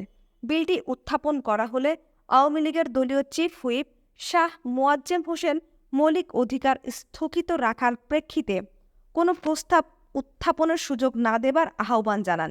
এই পর্যায়ে বাংলাদেশ জাতীয় লীগের জনাব আতাউর রহমান খান বৈধতার প্রশ্ন উত্থাপন করে আলোচনার সুযোগ দানের জন্য স্পিকার জনাব মালেক উকিলকে অনুরোধ করেন, কিন্তু স্পিকার তা নাকচ করে দেন। পরে কণ্ঠ ভোটে চিফ হুইপের প্রস্তাব গৃহীত হয়। তারপর আইনমন্ত্রী মনোরঞ্জন ধর সংসদের জরুরি ক্ষমতা বিল 1975 পেশ করেন। চিফ হুইপ এক্ষেত্রেও মৌলিক অধিকার স্থগিতকরণ বিধি প্রয়োগ না করার আবেদন জানালে বিষয়টি কণ্ঠভোটে পাশ হয়। এখানে একটি বিষয় বিশেষ প্রাণিধানযোগ্য, যদিও বিলটি সংসদে বিনা বাধায় পাশ হয়, তবে গণতন্ত্রের বিকল্প এক নায়কতত্ত্বের প্রশ্নে আওয়ামী লীগের মধ্যেও দ্বিমত পরিলক্ষিত হয়। 24 ফেব্রুয়ারি 75 রাষ্ট্রপতি শেখ মুজিবুর রহমান এক আদেশ বলে দেশে একটিমাত্র রাজনৈতিক দল বাংলাদেশ কৃষক শ্রমিক আওয়ামী লীগ বা বাকশাল গঠন করেন এবং নিজেকে দলীয় চেয়ারম্যান ঘোষণা করেন। ঘোষণার 3 নং আদেশে বলা হয়, রাষ্ট্রপতি অন্য কোনো নির্দেশ না দেওয়া পর্যন্ত জাতীয় সংসদের অবিলুপ্ত আওয়ামী লীগের দলীয় সকল সদস্য, মন্ত্রী পরিষদের সদস্যবৃন্দ, প্রতিমন্ত্রী ও উপমন্ত্রী সবাই বাংলাদেশ কৃষক শ্রমিক আওয়ামী লীগের সদস্য বলে গণ্য হবেন। এই আদেশ অমান্য করে বাকশালে যোগদান না করার সিদ্ধান্ত গ্রহণ করে বঙ্গবীর জনাব ওসমানী ও ব্যারিস্টার মইনুল হোসেন। তাদের সাংসদ পদে ইস্তফা দেন। বাকশালীরা বঙ্গবীর জেনারেল ওসমানী এবং জনাব মইনুল হোসেন যখন বিরোধিতা করে পদত্যাগ করেন, তখন সুযোগ সন্ধানীদের অনেকেই বাকশালে যোগদান করার জন্য লাইন দিয়েছিল। বাংলাদেশ কমিউনিস্ট পার্টির সাধারণ সম্পাদক মোহাম্মদ ফরহাদ ও মুজাফফর ন্যাপ শেখ মুজিবের একদলীয় শাসন ব্যবস্থা প্রণয়নকে অভিনন্দন জানান। তথাকথিত জাতীয় দল গঠিত হওয়ার ফলে দেশের সব রাজনৈতিক দলের বিলুপ্তি ঘটে। আওয়ামী লীগ, মুজাফফর ন্যাপ এবং মনি সিং এর কমিউনিস্ট পার্টি সামগ্রিকভাবে বাকশালে যোগদান করেন। সংসদের বিরোধী দলের 8 জন সদস্যের মধ্যে 4 জন বাকশালে যোগদান করেন। প্রবীণ নেতা জনাব আতাউর রহমান খানও বাকশালে যোগদান করে সুবিধাবাদী চরিত্র ও রাজনীতির এক নজিরবিহীন দৃষ্টান্ত স্থাপন করেন। 2 জুন 75 বাকশালে যোগদানের জন্য শেখ মুজিবুর রহমানের কাছে 9 জন সম্পাদক আবেদন পেশ করেন। তারা হলেন বাংলাদেশ অবজারভার সম্পাদক ওবায়দুল হক, জনাব নুরুল ইসলাম পাটোয়ারি, দৈনিক সংবাদের ভারপ্রাপ্ত সম্পাদক বজলুল রহমান, মর্নিং নিউজের সম্পাদক জনাব শামসুল হুদা, বাসস এর প্রধান সম্পাদক জাওয়াদুল করিম, বাংলাদেশ টাইমস ও বাংলার বাণীর নির্বাহী সম্পাদক শহীদুল হক, দৈনিক ইত্তেফাকের সম্পাদক জনাব আনোয়ার হোসেন মঞ্জু এবং বিপিআই সম্পাদক জনাব মিজানুর রহমান। 6 জুন 75 বাকশালের সাংগঠনিক কাঠামো ও গণতন্ত্র ঘোষণা করা হয়। তাতে দলের মহাসচিব মনোনীত হন মনসুর আলী, সচিব হন জিল্লুর রহমান, শেখ ফজলুল হক মনি এবং আব্দুর রাজ্জাক। ওই দিন বাকশালের কেন্দ্রীয় কমিটির সদস্য হিসেবে 115 জনের নাম ঘোষণা করা হয়। তাতে উপরাষ্ট্রপতি, প্রধানমন্ত্রী, স্পিকার, ডেপুটি স্পিকার, মন্ত্রী, প্রতিমন্ত্রী, উপমন্ত্রী, সশস্ত্র বাহিনী প্রধানরা, বিডিআর-এর মহাপরিচালক, রক্ষী বাহিনীর পরিচালক, সরকারের বিভিন্ন মন্ত্রণালয়ের সচিব প্রমুখকে অন্তর্ভুক্ত করা হয়। দলের কার্যনির্বাহী পরিষদে থাকেন 1. শেখ মুজিবুর রহমান, 2. সৈয়দ নজরুল ইসলাম, 3. মনসুর আলী, 4. খন্দকার মোশতাক আহমেদ, 5. আবু হাসনাত মোহাম্মদ কামরুজ্জামান, 6. আব্দুল মালেক উকিল, 7. অধ্যাপক ইউসুফ আলী, 8. মনোরঞ্জন ধর, 9. মহিউদ্দিন আহমেদ, 10. গাজী গোলাম মোস্তফা, 11. জিল্লুর রহমান, 12. শেখ ফজলুল হক মনি, 13. আব্দুর রাজ্জাক। কেন্দ্রীয় কমিটিতে থাকেন শেখ মুজিবুর রহমান, সৈয়দ নজরুল ইসলাম, মনসুর আলী, আব্দুল মালেক উকিল, খন্দকার মোশতাক আহমেদ, কামরুজ্জামান, মাহমুদ উল্লাহ, আব্দুস সামাদ আজাদ, ইউসুফ আলী, ফণীভূষণ মজুমদার, ড কামাল হোসেন, সোহরাব হোসেন, আব্দুল মান্নান, আব্দুর রব, মনোরঞ্জন ধর, আব্দুল মতিন, আসাদুজ্জামান, কোরবান আলী, ড আজিজুর রহমান মল্লিক, ড মোজাফফর আহমদ চৌধুরী, তোফায়েল আহমেদ, শাহ মোয়াজ্জেম হোসেন, আব্দুল মোমেন তালুকদার, দেওয়ান ফরিদ গাজী, অধ্যাপক নুরুল আমিন চৌধুরী, তাহের উদ্দিন ঠাকুর, মোসলেম উদ্দিন খান, মোহাম্মদ নুরুল ইসলাম মঞ্জুর, AKM ওবায়দুর রহমান, ড ক্ষিতীশচন্দ্র মণ্ডল, রিয়াজউদ্দিন আহমদ, M বায়তুল্লাহ, রুহুল কুদ্দুস সচিব, জিল্লুর রহমান, মহিউদ্দিন আহমদ MP, শেখ ফজলুল হক মনি, আব্দুর রাজ্জাক, শেখ শহীদুল ইসলাম, আনোয়ার চৌধুরী, সাজেদা চৌধুরী, তাসলিমা আবেদ, আব্দুর রহিম, ওবায়দুর আউয়াল, লুৎফর রহমান, AK মুজিবুর রহমান, ড মফিজ চৌধুরী, ড আলাউদ্দিন, ড Ahsanul Haque, Rowshan Ali, Azizur Rahman Akkas, Sheikh Abdul Aziz, Salahuddin Yusuf, Michael Sushil Adhikari, Kazi Abdul Hashem, Molla Jalal Uddin, Shamsuddin Molla, Gourchandra Bala, Kazi Golam Mostafa, Shamsul Haque, Shamsuzzoha, Rafiquddin Bhuiyan, Syed Ahmed, Shamsur Rahman Khan, Nurul Haque, MA Wahab, captain Sujjat Ali, MR Siddique, MA Wahab, Chittaranjan Sutar, Syed Razia Banu, Ataur Rahman Khan, Khandaker Mohammad Ilyas, Sang Pru Sain, অধ্যাপক মোজাফফর আহমেদ, আতাউর রহমান, পীর হাবিবুর রহমান, সৈয়দ আলতাফ হোসেন, মোহাম্মদ ফরহাদ, মতিয়া চৌধুরী, হাজি ধানেশ, তৌফিক ইমাম সচিব, নুরুল ইসলাম, ফয়েজ উদ্দিন সচিব, মাহবুবুর রহমান সচিব, আব্দুল খালেক, মুজিবুল হক সচিব, আব্দুর রহিম সচিব, মইনুল ইসলাম সচিব, শহীদুজ্জামান সচিব, আনিসুজ্জামান সচিব, ড A সাত্তার সচিব, MA সামাদ সচিব, আবু তাহের সচিব, আল হুসাইনি সচিব, ড তাজুল হোসেন সচিব, Matiur Rahman TCB chairman, major general KM Shafiullah, air vice marshal AK Khandaker, commodore MH Khan, major general Khalilur Rahman, AK Nazir Uddin, ডাক্তার আব্দুল মতিন চৌধুরী, ড মাজহারুল ইসলাম, ড Enamul Haque, ATM Syed Hossain, Nurul Islam IG police, ড নীলিমা ইব্রাহিম, ড নুরুল ইসলাম PG হাসপাতাল, Obaidul Haque, Anwar Hossain Manju Ittefaq, Mizanur Rahman BPI, Monowarul Islam, brigadier AMM Nuruzzaman, Rakkhi Bahini প্রধান, কামরুজ্জামান শিক্ষক সমিতি, ড মাজাহার আলী কাদেরি। টোটাল 115 জন। একই ঘোষণায় বাকশালের 5টি অঙ্গ সংগঠনও গঠন করা হয়। সেগুলো হচ্ছে জাতীয় কৃষক লীগ, জাতীয় শ্রমিক লীগ, জাতীয় মহিলা লীগ, জাতীয় যুবলীগ ও জাতীয় ছাত্রলীগ। এগুলোর সাধারণ সম্পাদক মনোনীত হন যথাক্রমে ফণীভূষণ মজুমদার, অধ্যাপক ইউসুফ আলী, সাজেদা চৌধুরী, তোফায়েল আহমেদ ও শেখ শহীদুল ইসলাম। এ সমস্ত সংগঠনের কেন্দ্রীয় কমিটিগুলোতে মুজাফফর ন্যাপ ও মনি সিংয়ের কমিউনিস্ট পার্টির নেতাদের গ্রহণ করা হয়। বাকশালের এই সূত্র ধরেই 16 জুন সংবাদপত্র বাতিল অধ্যাদেশ জারি করা হয়। তার বলে পার্টি নিয়ন্ত্রণাধীন শুধুমাত্র 4টি দৈনিক ও কয়েকটি সাপ্তাহিক বাদে সকল পত্রপত্রিকা বন্ধ করে দেয়া হয়। গণতন্ত্রের হত্যাযজ্ঞ শেষে দেশ জুড়ে চলে তাণ্ডব উৎসব। রুদ্ধশ্বাস মানুষ জীবনের নিরাপত্তা হারিয়ে জন্মভূমিতেই বন্দী হয়ে পড়েন স্বৈরশাসনের নিষ্পেষণে। জাতীয় রক্ষী বাহিনীর অত্যাচার সীমাহীন হয়ে পড়ে। শেখ মুজিব কর্তৃক বাকশাল কায়েম হবার পর রক্ষী বাহিনীর অত্যাচার সব সীমা ছাড়িয়ে যায়। জনতার সাথে রক্ষী বাহিনীর সংঘর্ষ বাধে বিভিন্ন স্থানে। শহরবাসীরা ওইসব হামলার বিচার বিভাগীয় তদন্ত দাবি করেন। ৮ই জুন মাইজদিতে জনতার সাথে রক্ষী বাহিনীর সংঘর্ষ ঘটে। ওই ৯ জুন ওই হামলা ও রক্ষী বাহিনীর নির্যাতনের প্রতিবাদে হরতাল পালিত হয়।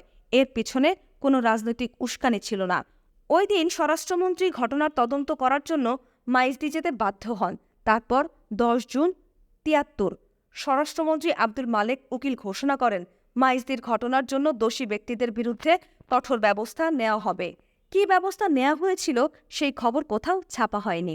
আজ অবধি জানতে পারেননি এদেশের নির্যাতিত জনগণ সেখানে কি ঘটেছিল। ১০ই জুন বায়তুল মোকাররমে অনুষ্ঠিত কমিউনিস্ট পার্টির এক সভায় দলীয় প্রধান জনাব মনি সিং উচ্চকণ্ঠে বলেন, মার্কিন সাম্রাজ্যবাদ, মাওবাদী চীনের নেতৃত্ব এবং তাদের দেশীয় সহযোগী ভাসানী ন্যাপ, উগ্রপন্থী জাসদ, মুসলিম লীগ ও জামায়াতপন্থীরা বাংলাদেশের স্বাধীনতার বিরুদ্ধে চক্রান্ত করছে।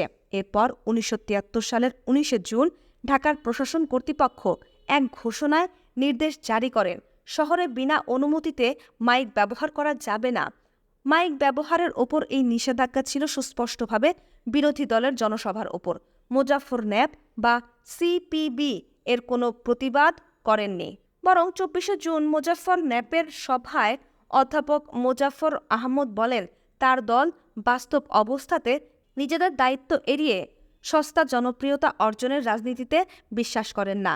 ওই জনসভাতেও তিনি মজলুম জননেতা মাওলানা ভাসানীকে সাম্রাজ্যবাদের চর বলে অভিহিত করেন। ইতিমধ্যে মজুতদারি, চোরাচালানি, দুর্নীতিতে ছেয়ে যায় দেশ। রক্ষী বাহিনীর হামলা ও হত্যা বাড়তে থাকে। ১৯৭৩ সালের ২৭শে জুন পরিকল্পনা কমিশনের হিসাব অনুযায়ী দেখা গেল যে ৭২ সালের তুলনায় দ্রব্যমূল্য ৪০০ গুণ বেড়ে গেছে। এই সময় ২৯শে জুন চট্টগ্রামে ঘটে এক চমকপ্রদ ঘটনা। চট্টগ্রামের ইস্টার্ন রিফাইনারির বাসের ওপর রক্ষী বাহিনীর গুলিবর্ষণে নিহত হয় একজন কর্মচারী, গুরুতর আহত হয় ২ জন শ্রমিক। ইস্টার্ন রিফাইনারির একটি বাস কর্মচারীদের রিফাইনারিতে নিয়ে যাবার পথে রক্ষী বাহিনী একটি ট্রাককে ওভারটেক করে। এ কারণে রক্ষী বাহিনীর ক্রুদ্ধ সদস্যরা একটি রেল ক্রসিংয়ের মুখে ওই গাড়ি ঘেরাও করে, এলোপাতাড়ি গুলিবর্ষণ করে। এমনকি সামান্য ছুতাতেই রক্ষী বাহিনী নির্বিচারে হত্যা করতে থাকে স্বাধীন এদেশের সাধারণ মানুষকে। ওই সময়ে দৈনিক বাংলার সহকারী সম্পাদক নির্মল সেন অনিকেত মার্চের নির্বাচনের কদিন পরে লিখেছিলেন, আমি স্বাভাবিক মৃত্যুর গ্যারান্টি চাই, শীর্ষক একটি উপসম্পাদকীয় নিবন্ধ লেখায় তিনি এক সপ্তাহের একটি ঠিকুজি তুলে ধরেন ১৩টি হত্যাকাণ্ডের। এই সম্পর্কে তিনি লিখেছিলেন যে এই খবর সব খবর নয়, সব খবর সংবাদপত্রে পৌঁছে না, সব খবর পৌঁছে না থানায়। দূর দূরান্ত থেকে কে দেয় কার খবর, আর দিতে গেলে জীবনের যে ঝুঁকি আছে সেই ঝুঁকি নিতেই বা কতজন রাজি। এই নির্বিচারে হত্যাকাণ্ডের প্রতিবাদ করে নির্মল সেন জানতে চেয়েছিলেন, ১. ১৯৭২ সাল হতে আজ পর্যন্ত অনুষ্ঠিত কয়টি হত্যাকাণ্ডের কিনারা হয়েছে? ২. কয়জন হত্যাকারী গ্রেফতার হয়েছে? ৩. কটি গাড়ি হাইজ্যাক হয়েছে? সেই হাইজ্যাকার কারা? কি তাদের পরিচয়? কি তাদের ঠিকানা? ৪. কারা গ্রেফতার হয়েছে? ৫. পুলিশ বাহিনীর পক্ষ থেকে প্রায় অভিযোগ করা হয় যে অভিযুক্তদের ধরা হলে ফোনের জন্য তাদের মুক্তি দিতে হয়। এই অভিযোগ কতটুকু সত্য? এই ফোন কারা করে থাকেন? তিনি বলেন, খুঁজে দেখতে হবে এই হত্যাকারীরা কাদের প্রশ্রয়ে বেড়ে উঠেছিল, নইলে দিনের পর দিন হত্যা রাহাজানির খবর বের হয়, অথচ একটি অপরাধীরও শাস্তি হয় না। এই ঘটনার পুনরাবৃত্তি ঘটছে কি করে? এ প্রশ্ন শুধু নির্মল সেনেরই ছিল না, এই প্রশ্ন ছিল দেশের জনগণেরও। আওয়ামী লীগ সরকার এ প্রশ্নগুলোর কোনো জবাব দিতে পারেনি। চট্টগ্রামের রিফাইনারি কর্মচারীদের ওপর গুলি বর্ষণের অকারণ হত্যার জন্য রক্ষী বাহিনীর কেউ সাজা পায়নি। উপরোক্ত ১৯৭৩ সালের ২৭শে জুলাই প্রেসিডেন্টের অগণতান্ত্রিক ৫০ নং ধারা অনুযায়ী রক্ষী বাহিনীকে দেয়া হলো নতুন ক্ষমতা। তাতে জাতীয় রক্ষী বাহিনীর ডেপুটি লিডার ও তার উপরস্থ সকল অফিসারকে গ্রেফতারি পরোয়ানা ছাড়া অপরাধ করেছে সন্দেহে যে কোনো ব্যক্তিকে গ্রেফতার ও তল্লাশির ক্ষমতা দেয়া হয়। জাতীয় সমাজতান্ত্রিক দল ২১শে অক্টোবর অভিযোগ করে যে রক্ষী বাহিনী তাদের রাজবাড়ী জেলা শাখার সম্পাদককে গ্রেফতার করে পিটিয়ে অজ্ঞান করে রেখেছেন। ২৪শে অক্টোবর তারা অভিযোগ করেন যে বাগমারার জাসদ নেতাকে রক্ষী বাহিনী খুন করেছেন। একই অভিযোগ করে আওয়ামী লীগের নেতৃত্বে গঠিত ঐক্যজোটের মোজাফফর র্যাব ১৬ই অক্টোবর পাবনার ছাত্র ইউনিয়ন নেতাকে রক্ষী বাহিনীর গ্রেফতারের তীব্র নিন্দা করে জেলা ন্যাপ কমিটির একটি বিবৃতি দেন। ২রা নভেম্বর মোজাফফর ন্যাপের সম্পাদক পঙ্কজ ভট্টাচার্য অভিযোগ করেন যে তার কর্মীদের ওপর রক্ষী বাহিনীর হামলা, হত্যা, নির্যাতন চলছে। তিনি বলেন, ১লা নভেম্বর সুনামগঞ্জ মহকুমায় ন্যাপ প্রধান বঙ্কু দাসকে রক্ষী বাহিনী নির্মমভাবে হত্যা করেছেন। পীরগাছা ন্যাপ কর্মীদের নির্বিচারে মারধর করা হয়েছে। ৩০শে অক্টোবর নাটোরে ন্যাপ কর্মীকে রক্ষী বাহিনী অপহরণ করেছে। সেই সঙ্গে পঙ্কজ ভট্টাচার্য অনুনয় করেন যে এদের ওপর হামলা হলে সমাজতন্ত্রের শত্রুদের শক্তি বৃদ্ধি পাবে। ১৯৭৩ সালের ২৫শে অক্টোবর তৎকালীন স্বরাষ্ট্রমন্ত্রী জনাব মালেক উকিল জানান, গ্রামরক্ষী দল গঠনের নির্দেশ দেওয়া হয়েছে। প্রত্যেক সদস্যকে একটি করে শটগান দেওয়া হবে। কাজের মেয়াদ শেষ হলে এসব অস্ত্র থানায় জমা নেওয়া হবে। তিনি আরও পরিষ্কারভাবে বলেন, এই ব্যাপারে মহকুমা হাকিমের অনুমোদন সাপেক্ষে স্থানীয় প্রভাবশালী ও নেতৃত্ব স্থানীয় ব্যক্তি এবং এমপির সাথে আলোচনা করে গ্রামরক্ষী দল গঠনের জন্য ওসির প্রতি নির্দেশ দেওয়া হয়েছে। এরপর ২৯শে নভেম্বর সরকারের অস্ত্র সংক্রান্ত এক ঘোষণায় বলা হয়, রাষ্ট্রপতি, প্রধানমন্ত্রী, সুপ্রিম কোর্টের প্রধান বিচারপতি, প্রধান নির্বাচন কমিশনার, মন্ত্রীগণ, উপমন্ত্রী, প্রতিমন্ত্রী এবং সংসদ সদস্যরা লাইসেন্স ছাড়াই নিষিদ্ধ অস্ত্র নিজেদের কাছে রাখতে পারবেন। এর বৈধতার প্রশ্ন ছাড়াও এই সিদ্ধান্ত থেকে একটি বিষয় অত্যন্ত পরিষ্কার হয়ে ওঠে যে দেশের আইনশৃঙ্খলা পরিস্থিতির কতটা অবনতি ঘটেছিল। ১৯৭৩ সালের প্রারম্ভ থেকেই গ্রামে গ্রামে চলে রক্ষী বাহিনীর বর্বর, নিষ্ঠুর ও পৈশাচিক অভিযান। মুজিব আমলের স্বৈরাচার ও বিরোধী নির্যাতনের একটি দলিল আত্মগোপনকারী কমিউনিস্ট নেতা শান্তি সেনের স্ত্রী শ্রীমতী অরুণা সেনের বিবৃতি। অরুণা সেন রানী সিংহ ও হনুফা বেগমকে ফরিদপুর জেলার মাদারীপুর মহকুমার রামভদ্রপুর গ্রাম থেকে রক্ষী বাহিনী ধরে নিয়ে যায়, কিন্তু সরকার তাদের বিরুদ্ধে কোনো মামলা দায়ের করেনি, তাদের কোনো আদালতেও হাজির করেননি। ঢাকার বিভিন্ন পত্রপত্রিকায় এ নিয়ে অনেক লেখালেখি হয় এবং পরে সুপ্রিম কোর্টে তাদের পক্ষে রিট আবেদন করার পর কোর্টের নির্দেশে তাদেরকে আদালতে হাজির করা হয়। মামলার শুনানির সময় সরকার তাদের বিরুদ্ধে কোনো প্রমাণযোগ্য অভিযোগ আনতে অক্ষম হওয়ায় সুপ্রিম কোর্ট অবিলম্বে তাদের ৩ জনকেই বিনা শর্তে মুক্তিদানের নির্দেশ দেন। অরুণা সেন ও অন্যান্যদের পক্ষে এই মামলা পরিচালনা করেছিলেন ব্যারিস্টার মওদুদ আহমদ ও ব্যারিস্টার জমিরুদ্দিন সরকার। মুক্তি পাবার পর আওয়ামী লীগ সরকারের অন্যায় নির্যাতনের স্বরূপ প্রকাশের জন্য শ্রীমতী অরুণা সেনের সংবাদপত্রে একটি বিবৃতি দেন। তিনি বলেন, গত ১৭ই আশ্বিন রক্ষী বাহিনীর লোকেরা আমাদের গ্রামের ওপর হামলা করে। ওই দিন ছিল দুর্গাপূজার দ্বিতীয় দিন। খুব ভোরে আমাকে গ্রেফতার করে, গ্রামের অনেক যুবককে ধরে বেদম মারপিট করে। লক্ষণ নামের একটি কলেজের ছাত্র ও আমাকে ধরে তারা নড়িয়া রক্ষী বাহিনীর ক্যাম্পে নিয়ে যায়। সেখানে আমাকে জিজ্ঞাসা করে আমার স্বামী শান্তি সেন ও পুত্র চঞ্চল সেন কোথায়। বলে তারা রাষ্ট্রদ্রোহী, তাদের ধরিয়ে দিন। আরও জিজ্ঞাসাবাদের পর সন্ধ্যার দিকে তারা আমাকে ছেড়ে দেয়। লক্ষণকে সেদিন রেখে পরদিন ছেড়ে দেয়। সে যখন বাড়ি ফেরে দেখি বেদম মারের ফলে সে গুরুতর রূপে আহত ও অসুস্থ হয়ে পড়ে। ৪-৫ দিন পর আবার তারা আমাদের গ্রামের ওপর হামলা চালায়, অনেক বাড়ির তল্লাশি করে, অনেককে মারধর করে। কৃষ্ণ ও ফজলু নামের ২ জন যুবককে তারা মারতে মারতে নিয়ে যায়। আজও তারা বাড়ি ফিরে আসেনি। তাদের আত্মীয়রা ক্যাম্পে গিয়ে খোঁজ করলে তাদের বলে দেওয়া হয় তারা সেখানে নেই, তাদের খুন করে গুম করে ফেলা হয়েছে বলেই মনে হয়। এরপর মাঝে মাঝেই তারা গ্রামে এসে যুবক ছেলেদের খোঁজ করত। গত ৩রা ফেব্রুয়ারি ১৯৭৪ রাতে রক্ষী বাহিনী এসে সম্পূর্ণ গ্রামটিকে ঘিরে ফেলে। ভোরে আমাকে ধরে নদীর ধারে নিয়ে গেল। সেখানে দেখলাম গ্রামের উপস্থিত প্রায় অধিকাংশ সক্ষমদেহী পুরুষ, এমনকি বালকদের পর্যন্ত এনে হাজির করা হয়েছে। আওয়ামী লীগের থানা সম্পাদক হোসেন খা সবকিছুর তদারকি করছেন। আমার সামনে রক্ষী বাহিনী উপস্থিত সকলকে বেদম মারপিট শুরু করে দিল। শুনলাম এদের ধরতে গিয়ে বাড়ির মেয়ে ছেলেদেরও তারা মারধর করে এবং অনেক ক্ষেত্রে অশালীন আচরণ করেছে। এরপর আমাকে রক্ষী বাহিনীর কমান্ডার হুকুম করল পানিতে নেমে দাঁড়াতে।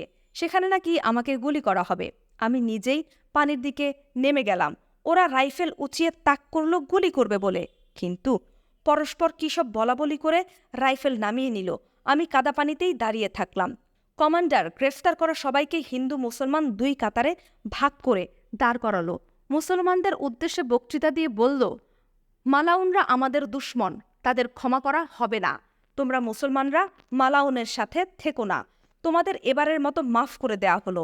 এই বলে কলিমুদ্দিন ও মোস্তফা নামের দুজন মুসলমান যুবককে রেখে বাকি সবাইকে একটা বেতের বাড়ি দিয়ে বলল, ছুটে পালাও। তারা ছুটে পালিয়ে গেল। আমার পাক বাহিনীর কথা মনে পড়ল। তারাও বিক্ষুব্ধ জনতাকে বিভক্ত করতে এমনইভাবে সাম্প্রদায়িকতার আশ্রয় নিয়েছিল। পার্থক্য শুধু তারা ধর্মের নামে সাম্প্রদায়িকতার আশ্রয় নিত, আর এই ধর্মনিরপেক্ষতার ধ্বজাধারীরা ভণ্ডামির আশ্রয় নিচ্ছে। আমাকে ছেড়ে দিয়ে ওরা কলিমুদ্দিন ও মুস্তফা সহ ২০ জন হিন্দু যুবককে নিয়ে রক্ষী বাহিনী ক্যাম্পের দিকে রওনা হলো। ৩ জন ছাড়া এরা সবাই পেশায় জেলে। মাছ ধরে কোনোরকম তারা জীবিকা নির্বাহ করে। তাদের আত্মীয় স্বজনরা সব আকুল হয়ে কান্নাকাটি করতে থাকে। সে এক হৃদয় বিদারক দৃশ্য। সন্ধ্যার সময় কলিমুদ্দিন, মোস্তফা, গোবিন্দ নাগ ও হরিপদ ঘোষ ছাড়া বাকি সবাই গ্রামে ফিরে এলো। আমি গেলাম তাদের দেখতে। দেখলাম তারা সবাই চলতে অক্ষম, সর্বাঙ্গ ফুলে গেছে তাদের। বেত ও বন্দুকের দাগ শরীর কেটে বসে গেছে, চোখ মুখ ফোলা, হাত পায়ের গিরাতে রক্ত জমে আছে।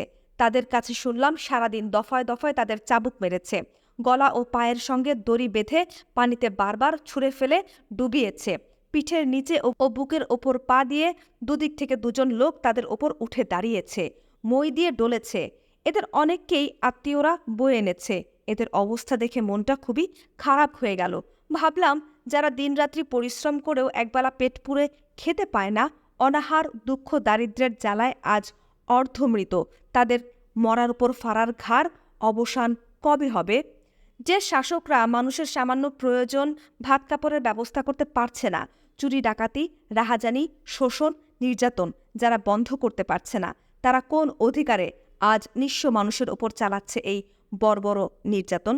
অবশেষে চরম নির্যাতন আমার উপরেও নেমে এলো। ৬ই ফেব্রুয়ারির রাতে ভোর না হতেই রক্ষী বাহিনী ঘুম থেকে আমাকে তুলল। আমাকে বাড়ির বাইরে নিয়ে এলে দেখলাম রানীও রয়েছে। আমাদের নিয়ে তারা ২ মাইল দূরে ভেদরগঞ্জ রক্ষী বাহিনীর ক্যাম্পের দিকে রওনা হলো। রাস্তায় তারা রানীর প্রতি নানা রকমের অশ্লীল উক্তি করছিল। ক্যাম্পে পৌঁছে দেখলাম সেখানে কলিমুদ্দিন, মোস্তফা, গোবিন্দ নাগ এবং হরিপদ রয়েছে। বুঝতে পারলাম তাদের উপর চরম দৈহিক নির্যাতন করা হয়েছে। বিশেষ করে কলিমুদ্দিন ও মোস্তফাকেই বেশি অসুস্থ দেখলাম। কলিমুদ্দিন ও মোস্তফা ২ ভাই। এদের সংসারে আর কোনো সক্ষম ব্যক্তি নেই। অপরের জমিতে চাষ করে ওরা কোনোরকম জীবিকা নির্বাহ করে। এরা বিবাহিত ও ছোট ছোট ছেলে মেয়ের জনক। আমরা ক্যাম্পে আসতেই অনেক রক্ষী বাহিনী এসে আমাদের ঘিরে দাঁড়ালো। কেউ অশ্লীল মন্তব্য করে, কেউ চুল ধরে টানে, কেউ চর মারে, কেউ খোঁচা দেয়। এমন সব বর্বরতা। কিছুক্ষণ পর আমাদের রোদের মধ্যে বসিয়ে রেখে তারা চলে গেল। সন্ধ্যায় আমাকে উপরের দোতলায় নিয়ে গেল। কিছুক্ষণ পরেই শুনলাম রানীর হৃদয় বিদারী চিৎকার। প্রায় আধা ঘন্টা পর আর্তনাদ স্মিত হয়ে গেল। নিঃশব্দ রাতের অন্ধকার ভেদ করে ভেসে আসছিল বেতের সপাং সপাং শব্দ আর পাশবিক গর্জন। রানীকে যখন এনে তারা কামরার মধ্যে ফেলল, রাত্রি তখন কত জানি না। রানীর অচৈতন্য দেহ তখন বেতের ঘায়ে ক্ষতবিক্ষত, রক্ত ঝরছে। জ্ঞান ফিরলে রানী পানি চাইল। আমি তাকে পানি খাওয়ালাম। রানী আস্তে আস্তে কথা বলতে পারল। রাত্রি তখন ভোর হয়ে এসেছে। রানীর মুখে শুনলাম উপরে ভেদরগঞ্জ ও ড্যামুডার আওয়ামী লীগ সম্পাদকরা এবং ওই ২ স্থানে ক্যাম্প কমান্ডাররা উপস্থিত ছিল। তারা শান্তি সেন ও চঞ্চলকে ধরিয়ে দিতে বলে এবং অস্ত্র কোথায় আছে জিজ্ঞাসা করে। রানী কিছুই জানে না বলায় তাকে এমন সব অশ্লীল কথা বলে যা কোনো সভ্য মানুষের পক্ষে বলা তো দূরের কথা, কল্পনাও করা সম্ভব নয়। কিছুক্ষণ জিজ্ঞাসাবাদ ও গালি বর্ষণের পর ভেদরগঞ্জ ক্যাম্প কমান্ডার বেত নিয়ে তার উপর ঝাঁপিয়ে পড়ে। এলোপাতারি এমন পেটাতে থাকে যেন ৩খানা বেত ভেঙে যায়। আবার জিজ্ঞাসা করে, শান্তি ও চঞ্চল কোথায়? রানী একই উত্তর দেয়। ক্ষিপ্ত হয়ে রানীকে তারা সিলিংয়ের সাথে ঝুলিয়ে দেয় এবং 2 কমান্ডার এবার একই সাথে চাবুক দিয়ে পেটাতে শুরু করে। মারার সময় অসহ্য যন্ত্রণায় রানী বলেছিল, আমাকে এভাবে না মেরে গুলি করে মেরে ফেলুন।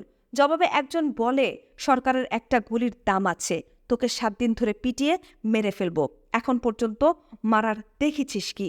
অল্পক্ষণ পরেই রানী অচেতন হয়ে পড়ে, কিন্তু তাদের চাবুক চালানো বন্ধ হয়নি। যখন জ্ঞান ফেরে রানী দেখে সে মেঝেতে পড়ে আছে। পানি চাইলে তারা তাকে পানিও দেয়নি। 18 ফেব্রুয়ারি প্রথমে আমাকে ও পরে রানীকে দোতলায় নেওয়া হয়। সেখানে উপস্থিত ছিলেন ড্যামুডার আওয়ামী লীগ সেক্রেটারি ফজলু মিয়া এবং ভেতরগঞ্জের সেক্রেটারি হোসেন খাঁ। তারা চেয়ারে বসে আছেন। আমাকে বলল, তোমার স্বামী ও ছেলেকে ধরিয়ে দাও। অস্ত্র কোথায় আছে বলে দাও। তারা ডাকাত, অস্ত্র দিয়ে ডাকাতি করে। আমি বললাম, তারা ডাকাত নয়, তারা সৎ দেশপ্রেমিক। আমার স্বামী রাজনীতি করেন, এ কথা কে না জানে। দেশের সাধারণ লোকের অতি প্রিয় ও শ্রদ্ধেয় তিনি। রানীকে তারা একই প্রশ্ন করেন। রানী কিছুই জানে না বলায় তারা ক্ষিপ্ত হয়ে ওঠে। ড্যামুডা ক্যাম্পের কমান্ডার করম আলী এবং ভেতরগঞ্জ ক্যাম্প কমান্ডার ফজলুর রহমান আমাদের অশ্লীল গালাগাল দিতে শুরু করে এবং আমাকে ও রানীকে একসঙ্গে ঝুলিয়ে দিয়ে রানীর বস্ত্র খুলে নেয়। তারপর আমাদের দুজনকে দুদিক থেকে চাবুক মারতে থাকে। জ্ঞান হারিয়ে ফেলি। জ্ঞান হলে দেখি দুজনেই মেঝেতে পড়ে আছি। রানীর সর্বাঙ্গ দিয়ে রক্ত ঝরছে। আমার গায়ে কাপড় থাকায় অপেক্ষাকৃত কম আহত হয়েছি। তবুও এই রুগ্ন বৃদ্ধ দেহে এই আঘাতই মর্মান্তিক। সর্বাঙ্গ ব্যথায় জর্জরিত, তৃষ্ণায় বুক শুকিয়ে গেছে, নড়বার ক্ষমতা নেই। ওরা আমাদের দিকে তাকিয়ে নারকীয় হাসি হাসছে। এদের হুকুমে দুজন সিপাই আমাকে টেনে তুলল। আমি অতি কষ্টে দাঁড়াতে পারলাম। রানী পারল না। দুজন রক্ষী তার 2 বগলের নিচে হাত দিয়ে তাকে টেনে তুলল ও তার গায়ের কাপড় জড়িয়ে দিল। তারপর টানতে টানতে নিচে নামিয়ে নিয়ে এলো। কমান্ডার পেছন থেকে নির্দেশ দেয়, ওকে ভালো করে হাঁটা, নয়তো মরে যাবে। সকালে কমান্ডার কয়েকজন রক্ষীসহ রানীকে নিয়ে গ্রামের দিকে রওনা হলো। বলল, বাঁচবি তো না, চল তোর মাকে দেখিয়ে আনি। রানীর সর্বাঙ্গ ফুলে কালো হয়ে গিয়েছে, পা ফেলবার ক্ষমতা নেই। সে অবস্থায় তাকে হ্যাঁচড়াতে হ্যাঁচড়াতে 2 মাইল পথ টেনে নিয়ে যাওয়া হলো। রানীর মা রানীকে দেখেই অজ্ঞান হয়ে যান। কমান্ডার রানীকে তার মার মাথায় পানি দিতে বলে। রানীর মার জ্ঞান এলে রানীর চেহারা এমন কেন জিজ্ঞাসা করায়। কমান্ডার বলে, পুকুর ঘাটে পড়ে গিয়ে আঘাত পেয়েছে। রানীকে ছেড়ে দেবার অনুরোধ জানালে কমান্ডার বলে, খাসি খাওয়ালে ফিরিয়ে দিয়ে যাব। এরপর আবার 2 মাইল রাস্তা হ্যাঁচড়াতে হ্যাঁচড়াতে তাকে ক্যাম্পে ফিরিয়ে আনা হলো। ওই দিন ছিল 9 ফেব্রুয়ারি 1974। হনুফাকেও তারা ধরে নিয়ে এলো ওই দিন। করিম নামের আরও একটি কৃষক যুবককেও ওরা ধরে এনেছে। দেখলাম রামভদ্রপুর থেকে। তাকে এত মারা হয়েছে যে তার অবস্থা অত্যন্ত সঙ্গীন। নড়িয়া থানার পণ্ডিতসার থেকেও একজন স্কুল শিক্ষক ও 2 জন যুবককে এনেছে দেখলাম। বিপ্লব নামের একটি ছেলে নাকি মারের চোটে পথেই মারা যায়। রক্ষী বাহিনীর সিপাহীরা বলাবলি করছিল। একজন জল্লাদ গর্জন করে বলছিল, দেখো এখনও হাতে রক্ত লেগে আছে। শুনেছি মতি নামের আরও একটি যুবককেও তারা পিটিয়ে মেরেছে। আর আমাদের ধরে আনার 2 দিন আগে কৃষি ব্যাংকের পিয়ন আলতাফকে পিটাবার পর হাত পা বেঁধে দোতলার ছাদ থেকে ফেলে মেরে ফেলেছে। 9 তারিখ দুপুরে অল্প পরে তারা হনুফা, রানী ও আমাকে নিয়ে গেল পুকুরের ধারে। সেখানে আমাদের 1 দফা পেট দিয়ে পিটিয়ে চুবানোর জন্য পানিতে নামালো। প্রথমে ওরা আমাদের সাঁতরাতে বাধ্য করল। আমরা ক্লান্ত হয়ে কিনারায় উঠতে চেষ্টা করি। ওরা আমাদের বাঁশ দিয়ে ঠেলে দূরে সরিয়ে দেয়। পরিশ্রান্ত হয়ে যখন আমরা আর সাঁতরাতে পারছিলাম না, তখন পানি থেকে তুলে আবার বেত মারতে থাকে। শেষের দিকে আমরা যখন আর সাঁতরাতে পারছিলাম না, তখন আমাদের পানিতে ডুবিয়ে দেহের ওপর 2 পা দিয়ে দাঁড়িয়ে থাকত। এইভাবে আমাদের 3 দফা পেটানো হয় ও চুবানো হয়। কিছুক্ষণ আগেই করিম মারের চোটে মরে গিয়েছে। আমাদের সঙ্গে আরও একটি অল্প বয়সী যুবককে চুবিয়ে অচেতন করে ফেলেছিল। তাকে ঘাটলার ওপর মেরে ফেলে রাখে। আমার আঁচল দিয়ে গা মোছানোর সময় হঠাৎ ছেলেটি চোখ খুলে তাকায়। আমি চোখের জল রাখতে পারছিলাম না। রক্ষীরা তাকে সরিয়ে নিয়ে যায়। পরে শুনেছি ছেলেটাকে নাকি মেরে ফেলেছে। সন্ধ্যার অল্প আগে আমাদের পানি থেকে তুলে ভিজা কাপড়েই থাকতে বাধ্য করল। দারুণ শীতে আমরা কাঁপছি। প্রচণ্ড জ্বর এসে গেছে সকলের। এমনি করেই রাতভর ছালার চটের ওপর পড়ে থাকলাম। পরদিন রাতে রানীকে আবার নিয়ে গেল দোতলায়। সেখানে আবার তাকে ঝুলিয়ে বেত মারল। 11 তারিখে আবার রানীর ওপর চলল একই অত্যাচার। রানী জ্ঞান হারালো। রক্ষী সিপাহীদের বলাবলি করতে শুনলাম রানী মরে গিয়েছে। রানীর কাছে শুনলাম তার যখন জ্ঞান হলো তখন সে দেখে তার পাশে ডাক্তার বসা। রানীকে জিজ্ঞাসা করে, আপনি কে? রানী জিজ্ঞাসা করে, আপনি কে? আমি কোথায়? ডাক্তার জবাব দেয়, আমি ডাক্তার, তুমি কথা বলো না। কিছুক্ষণ পর ডাক্তার চলে গেলে রানীকে তারা ধরাধরি করে নিচে আমাদের কাছে নিয়ে এলো। একজন সিপাহী রানী ও হনুফাকে বলল, তোরা তো মরেই যাবি, তার আগে আমরা প্রতি রাতে 5 জন করে তোদের ভোগ করব। তারা অবশ্য ভোগ শব্দটি বলে নাই, বলেছিল অতি অশ্লীল কথা। একদিন রাতে 2 জন রক্ষী সিপাহী ঘরে ঢুকে আলো নিভিয়ে দেয় এবং রানী ও হনুফার মুখ চেপে ধরে। ধস্তাধস্তি করে তারা ছুটে গিয়ে চিৎকার করে। চিৎকার শুনে ক্যাম্পের অন্য রক্ষীরা ছুটে আসে, কমান্ডাররাও আসে। ওরা তাকে সব বললে সে বলে, খবরদার এ কথা প্রকাশ করবি না, তাহলে মেরে ফেলব। রক্ষী সিপাহীদের কারো কারো মাঝে মানবতা বোধের লক্ষণ পাচ্ছিলাম। তাদেরই একজন সিপাহীকে জিজ্ঞাসা করলাম, তুমি কি পর্যন্ত পড়ালেখা করেছ? প্রশ্ন শুনে সে চমকে উঠল, বলল, বাংলাদেশে লেখাপড়া দিয়ে কি করব? আমরা জল্লাদ, জল্লাদের আবার পড়ালেখার দরকার কি? এই বলে সে ছুট। মনে হয় যেন চাবুক খেয়ে একটি ছাগল ছুটে পালালো। রক্ষী সিপাহীদের কানাঘুষা শুনছিলাম। আমাকে আর হনুফাকে অন্যত্র কোথাও পাঠিয়ে দেবে আর রানী ও অন্যান্য পুরুষ বন্দীদেরকে মেরে ফেলা হবে। 12ই ফেব্রুয়ারি আমাকে ও হনুফাকে নিয়ে রক্ষীরা রওনা দিল। আমরা রানীকে ফেলে যেতে আপত্তি জানালাম। রানীও আমাদের সাথে যেতে খুব কান্নাকাটি করছিল। কমান্ডারের কাছে অনুনয় বিনয় করছিল। কমান্ডার তার সহকর্মীদের সাথে কি যেন আলাপ করে সেদিন আমাদেরকে পাঠানো স্থগিত রাখল। 12 তারিখ রাতেও ওরা আবার রানীকে ঝুলিয়ে হান্টার দিয়ে পেটায়।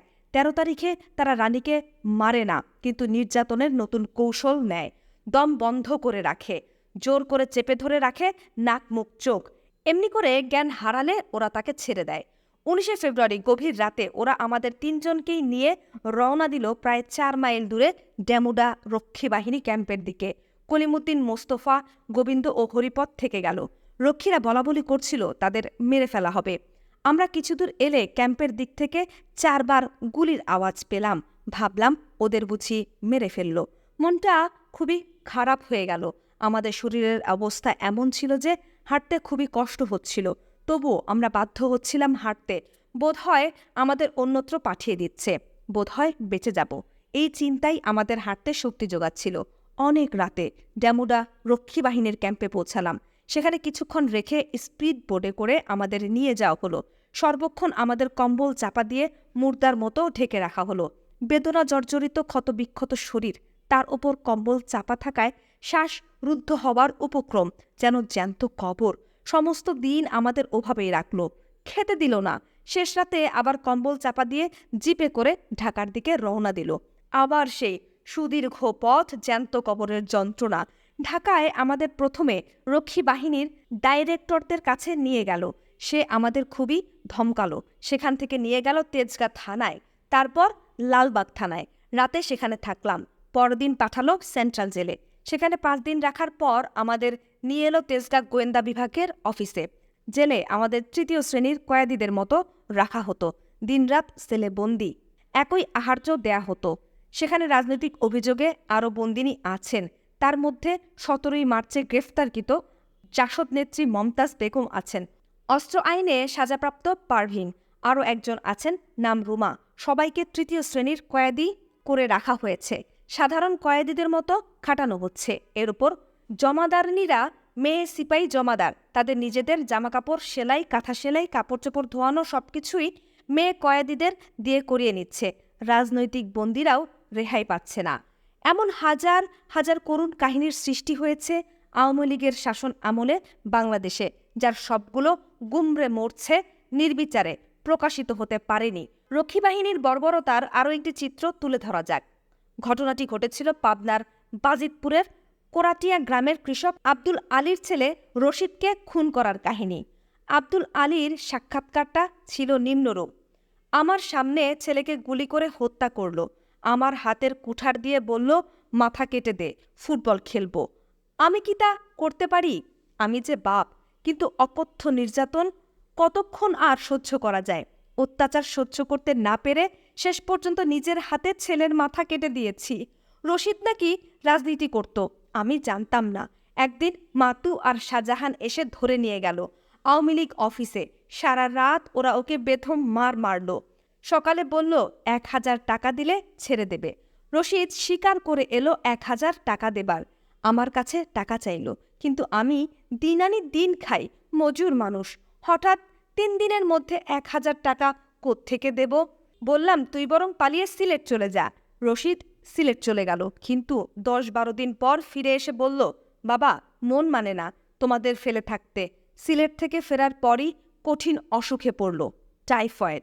অসুখ সারার পর একদিন তার মাকে বলল, মা আজ ভাত খাবো। তার মা শৈল মাছ দিয়ে তরকারি রানল। এমন সময় আওয়ামী লীগের পাণ্ডারা রক্ষী বাহিনী সহ বাড়ি ঘেরাও করল। অসুস্থ মানুষ কোনো রকমে বাড়ি থেকে বের হয়ে মাঠের দিকে দৌড় দিল। বাবা আমার জানতো না সেখানেও ঘাপটি মেরে বসে আছে আজরাইল। পাষণ্ডরা দৌড়ে এসে ধরল তাকে। রশিদ সিরাজের পা ধরে বলল, সিরাজ ভাই বিমারি মানুষ, আমাকে ছেড়ে দেন। ছাড়ল না। তারপর বাপ বেটা দুজনকেই বেঁধে মার শুরু করলো। কত হাতে পায়ে ধরলাম। তারপর মাতু গুলি করল রশিদকে। ঢলে পড়ল রশিদ। আমি নির্বাক তাকিয়ে রইলাম। মরার পর একজন বলল, চল ওর কল্লাটা নিয়ে যাই, ফুটবল খেলবো। মাতু বলল, হ্যাঁ তাই নেব, তবে ওর কল্লা আমরা কাটবো না, তার বাবা কেটে দেবে। বলেই আমার হাতে কুঠার দিয়ে বলল কেটে দিতে। আমার মুখে রা নেই। বলে কি পাষণ্ডগুলো? চুপ করে আছি দেখে বেদম পেটাতে শুরু করলো। বুড়ো মানুষ, কতক্ষণ আর সহ্য হয়? সিরাজ এসে বুকে বন্দুক ঠেকিয়ে বলল, এক্ষুনি কাট, নইলে তোকে গুলি করব। ইতিমধ্যে 1.5 ঘন্টার মতো সময় পার হয়ে গেছে। বুঝতে পারলাম না কাটলে ওরা সত্যি আমাকেও মেরে ফেলবে কিনা। শেষে কুঠার দিয়ে কেটে দিলাম মাথা। নিয়ে উল্লাসে চলে গেল তারা। আল্লাহ কি সহ্য করবে? শেষ হলো আজকের পর্ব। পরবর্তী পর্বটি পেতে আমাদের audio books by book bank চ্যানেলটি সাবস্ক্রাইব করতে ভুলবেন না। ধন্যবাদ সবাইকে।